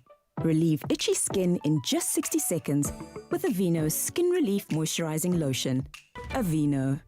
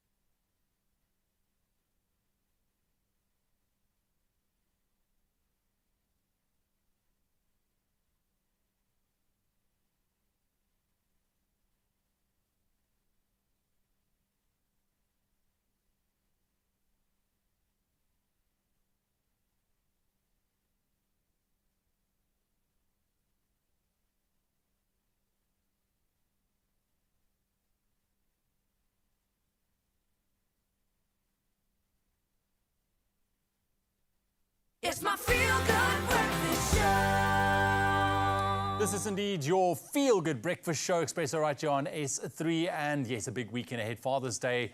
merely moments away, and it is gifting crunch time, people. It's gifting crunch time. Whether your dad is a comfort lover who appreciates a good tracksuit, or an urban chic fan who loves a tailored suit and jacket, Woody's has got him covered from head to toe. And this morning, stylist and creative director Taryn Oppel is here to share a curated Father's Day wardrobe that's bound to turn heads. Taryn. Good morning, Ewan. Good to see you. You too. Yay, let's spoil dads. I mean, we want to really show how much we love and appreciate our dads. Absolutely. And we can do that through some epic clothing choices. Right. Should we have a look? Please, run us through. Give us some advice. There is so much to look at, but I really want to focus on what winter's all about, and that's knitwear, cover-ups, yes, the warmth, so we can dress our dad and make him look really cool. So just to talk on knitwear, I mean, we've got the chunky, ribbed, sort of cable knits. That's it. I love this heavy knit pattern. Yeah. It's super comfy and very heavyweight. Yeah. So you know you're going to get some warmth out of that. And your dad's a heavy hitter, man. Come on. Exactly. So there's zip-through options and then the plainer options. And then if you're wanting to go for something a little bit more lightweight, we've got the PK Cruise as well in really beautiful colours. This comes in a variety of colours, and this is really great for layering over a shirt. Exactly. And then when it's under cold, your but jacket. not that cold. Exactly. You know what I'm saying? So you can just remove 1 or 2 layers. And then the ultimate, which I like to call the grandpa cardi. I really love this. I think it's really beautiful. And then pairing this with a great chino, and I spoke about layering, you know, your button-up shirt with the PK under this, you know, I call it like the 3-layer rule. So it's like 3 layers, and then just paired with like a really great pair of denims or your chinos. And I love the colour for winter. You know, I always rave on about the bone and the ecru colours. And then there's obviously knitwear that's a little bit more it's got relaxed. a hoodie. It's got a hoodie. So this is nice. your waffle knit. I mean, the name speaks for itself. It's just got to do with the texture. Yeah. But then, of course, besides the knitwear, there's a ton of jackets we can look at. We've got some PU, bomber, and biker options for your cool dads. And then one of my favorites in the coat world and jacket world is the commuter jacket, which has these really cool That's a utilitarian fancy, pockets. like, office wintry look as well. But how great that this can go from the office to the weekend. That's the thing. Yeah, so there's lots and lots of variety. You spoke about tracksuits and relaxed vibes. This is just another version of a puffer. It's your anorak style. And then in the coat world, you've got your PK coat, which is really classic, beautiful navy. So there's so much to choose from. And there's an incredible promotion happening where you can get a whopping 30% off when you shop menswear, knitwear, and jackets. 30% off. Now, that's a saving. And Massive you have no saving. excuse but to go out and spoil Dad. But we do have some models that is actually wearing the clothes. Let's bring the first one in here. Get in here, my man. Cool, so we've got Imran. I love the contrast of the navy and the bone chino. And this is my 3-layer rule that I spoke about. He's got the roll neck underneath his flannel check shirt, and then that all classic PK coat, which is such a great length as well. So he's looking really cool. Yeah, I love the length of the jacket itself. No, it's great. I mean, we obviously know coats to be quite long. Longer, So this feels a bit cooler, double-breasted look to it. So yeah, that is a great option. Very, Getting very some cool. tips to dress your dad. Yeah, and then we have a dad as well. We've got we've got resident dad. Yeah, who's looking like a snack right now, my friend.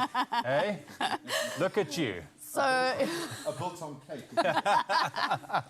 Actual built-on cake in person. I mean, the tones are talking to that, Graham. And this is a tonal look, and he's wearing the PK crew neck that I spoke about earlier, layered over his button-up shirt, and a really cool bomber jacket. Comfortable and cool.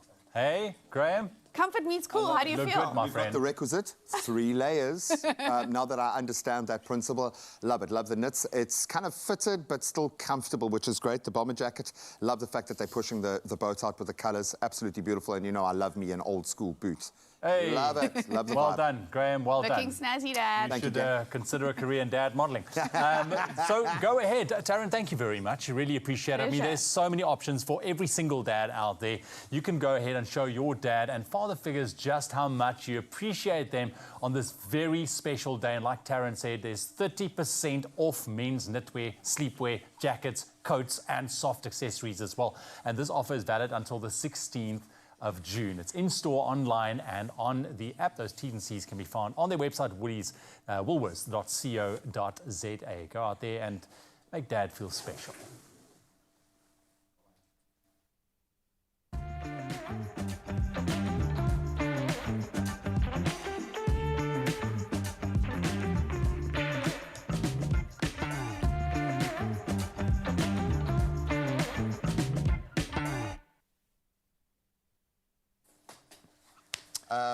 Our little telenovela earlier maybe begs this question. Have you ever found yourself in need of a little pick-me-up during a hectic work morning? Absolutely.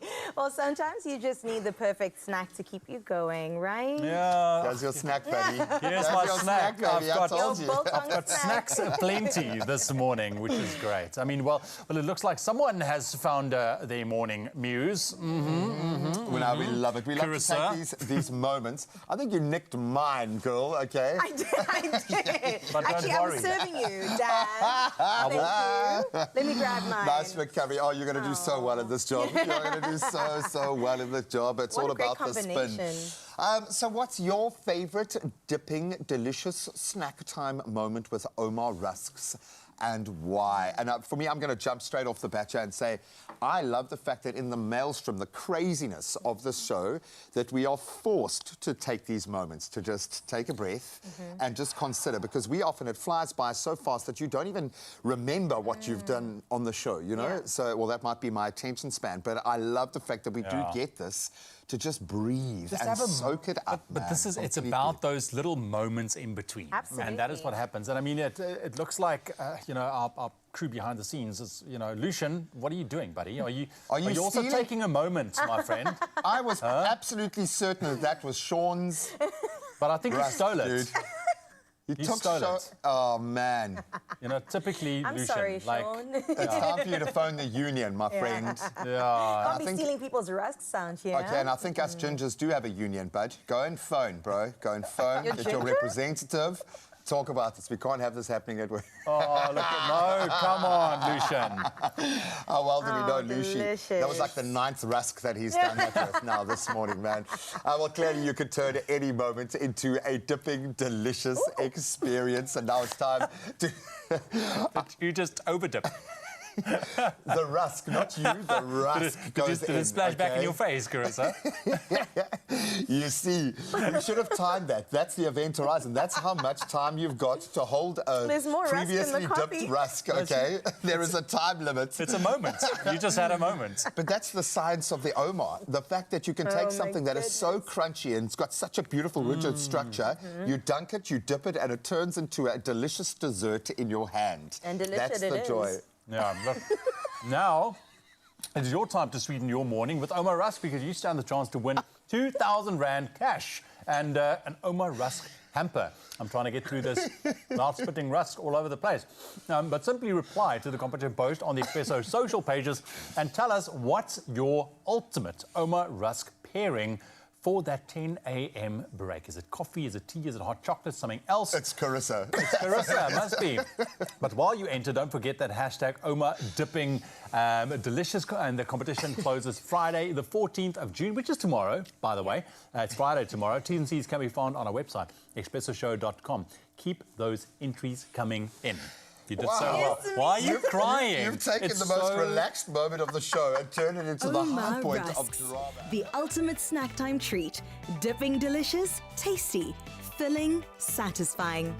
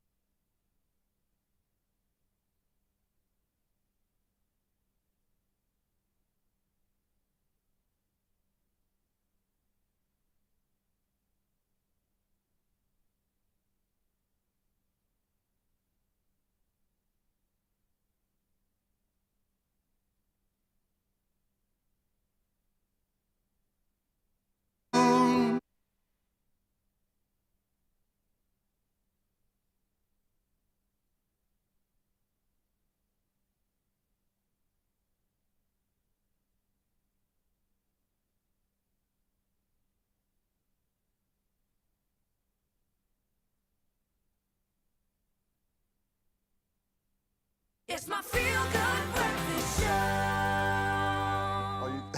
Can you talk? Can you talk I again? don't Not know. yet. I don't know that I can, but we need to talk because we need to get into this right now. If you are a lover of the game, play Sports Take 8, fixture list 738 for an estimated 625,000 Rand jackpot today. Play now and stand a chance to be in Jaya game. Ain't nobody laughing now. So if you play Sports Stake 8 in-store or nationallottery.co.za online, go to your mobile app, then you are playing for an opportunity to, yes, win the money, but also the bragging rights to be in your game, which makes a big difference when you're a sports fan. So now, You listen, wanna we rub it in have people's brief eyes. moments left of your Feel Good Breakfast show this morning. One more time, Watershed's in the house. Yeah. This is a brand new song of ours. It's called Wrong Line. It'll be on the new album in 2025.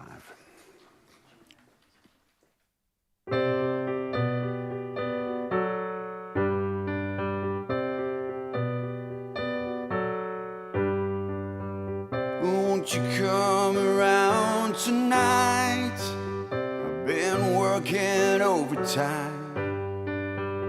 It's been a while, it's been a fight, but I'm sure we'll And get Caribia right. full cream yogurt with real fruit pieces. A fruitful day awaits with Clover, fruits of the forest.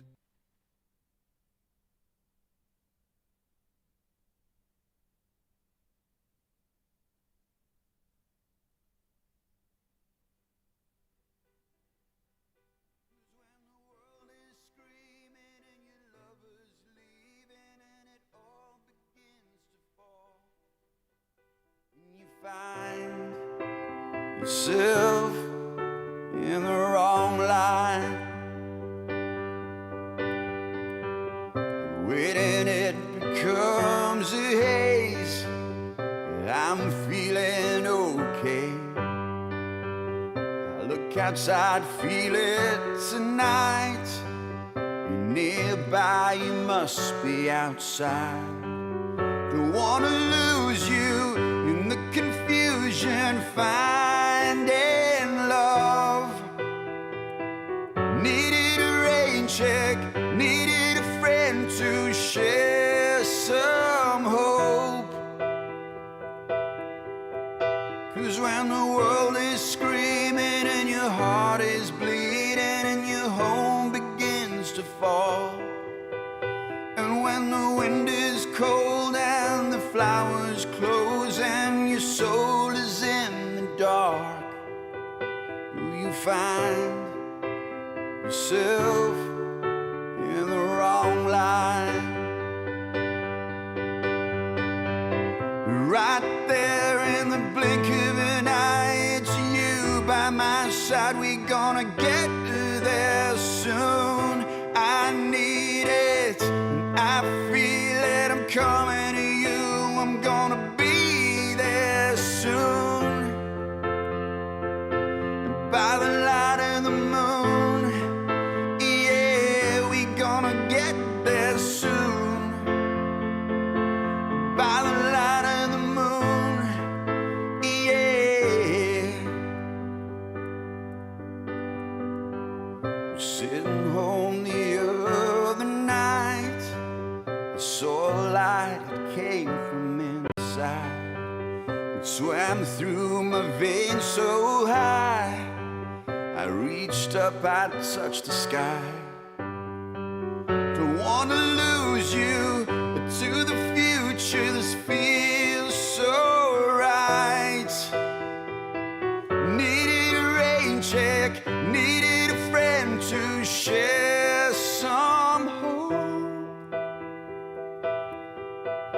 But when your world is screaming and your heart is bleeding, all around begins to fall. And when the wind is cold and the flowers close and your hope is in the dark, will you find yourself in the wrong line? Will you find yourself in the wrong line? Will you find yourself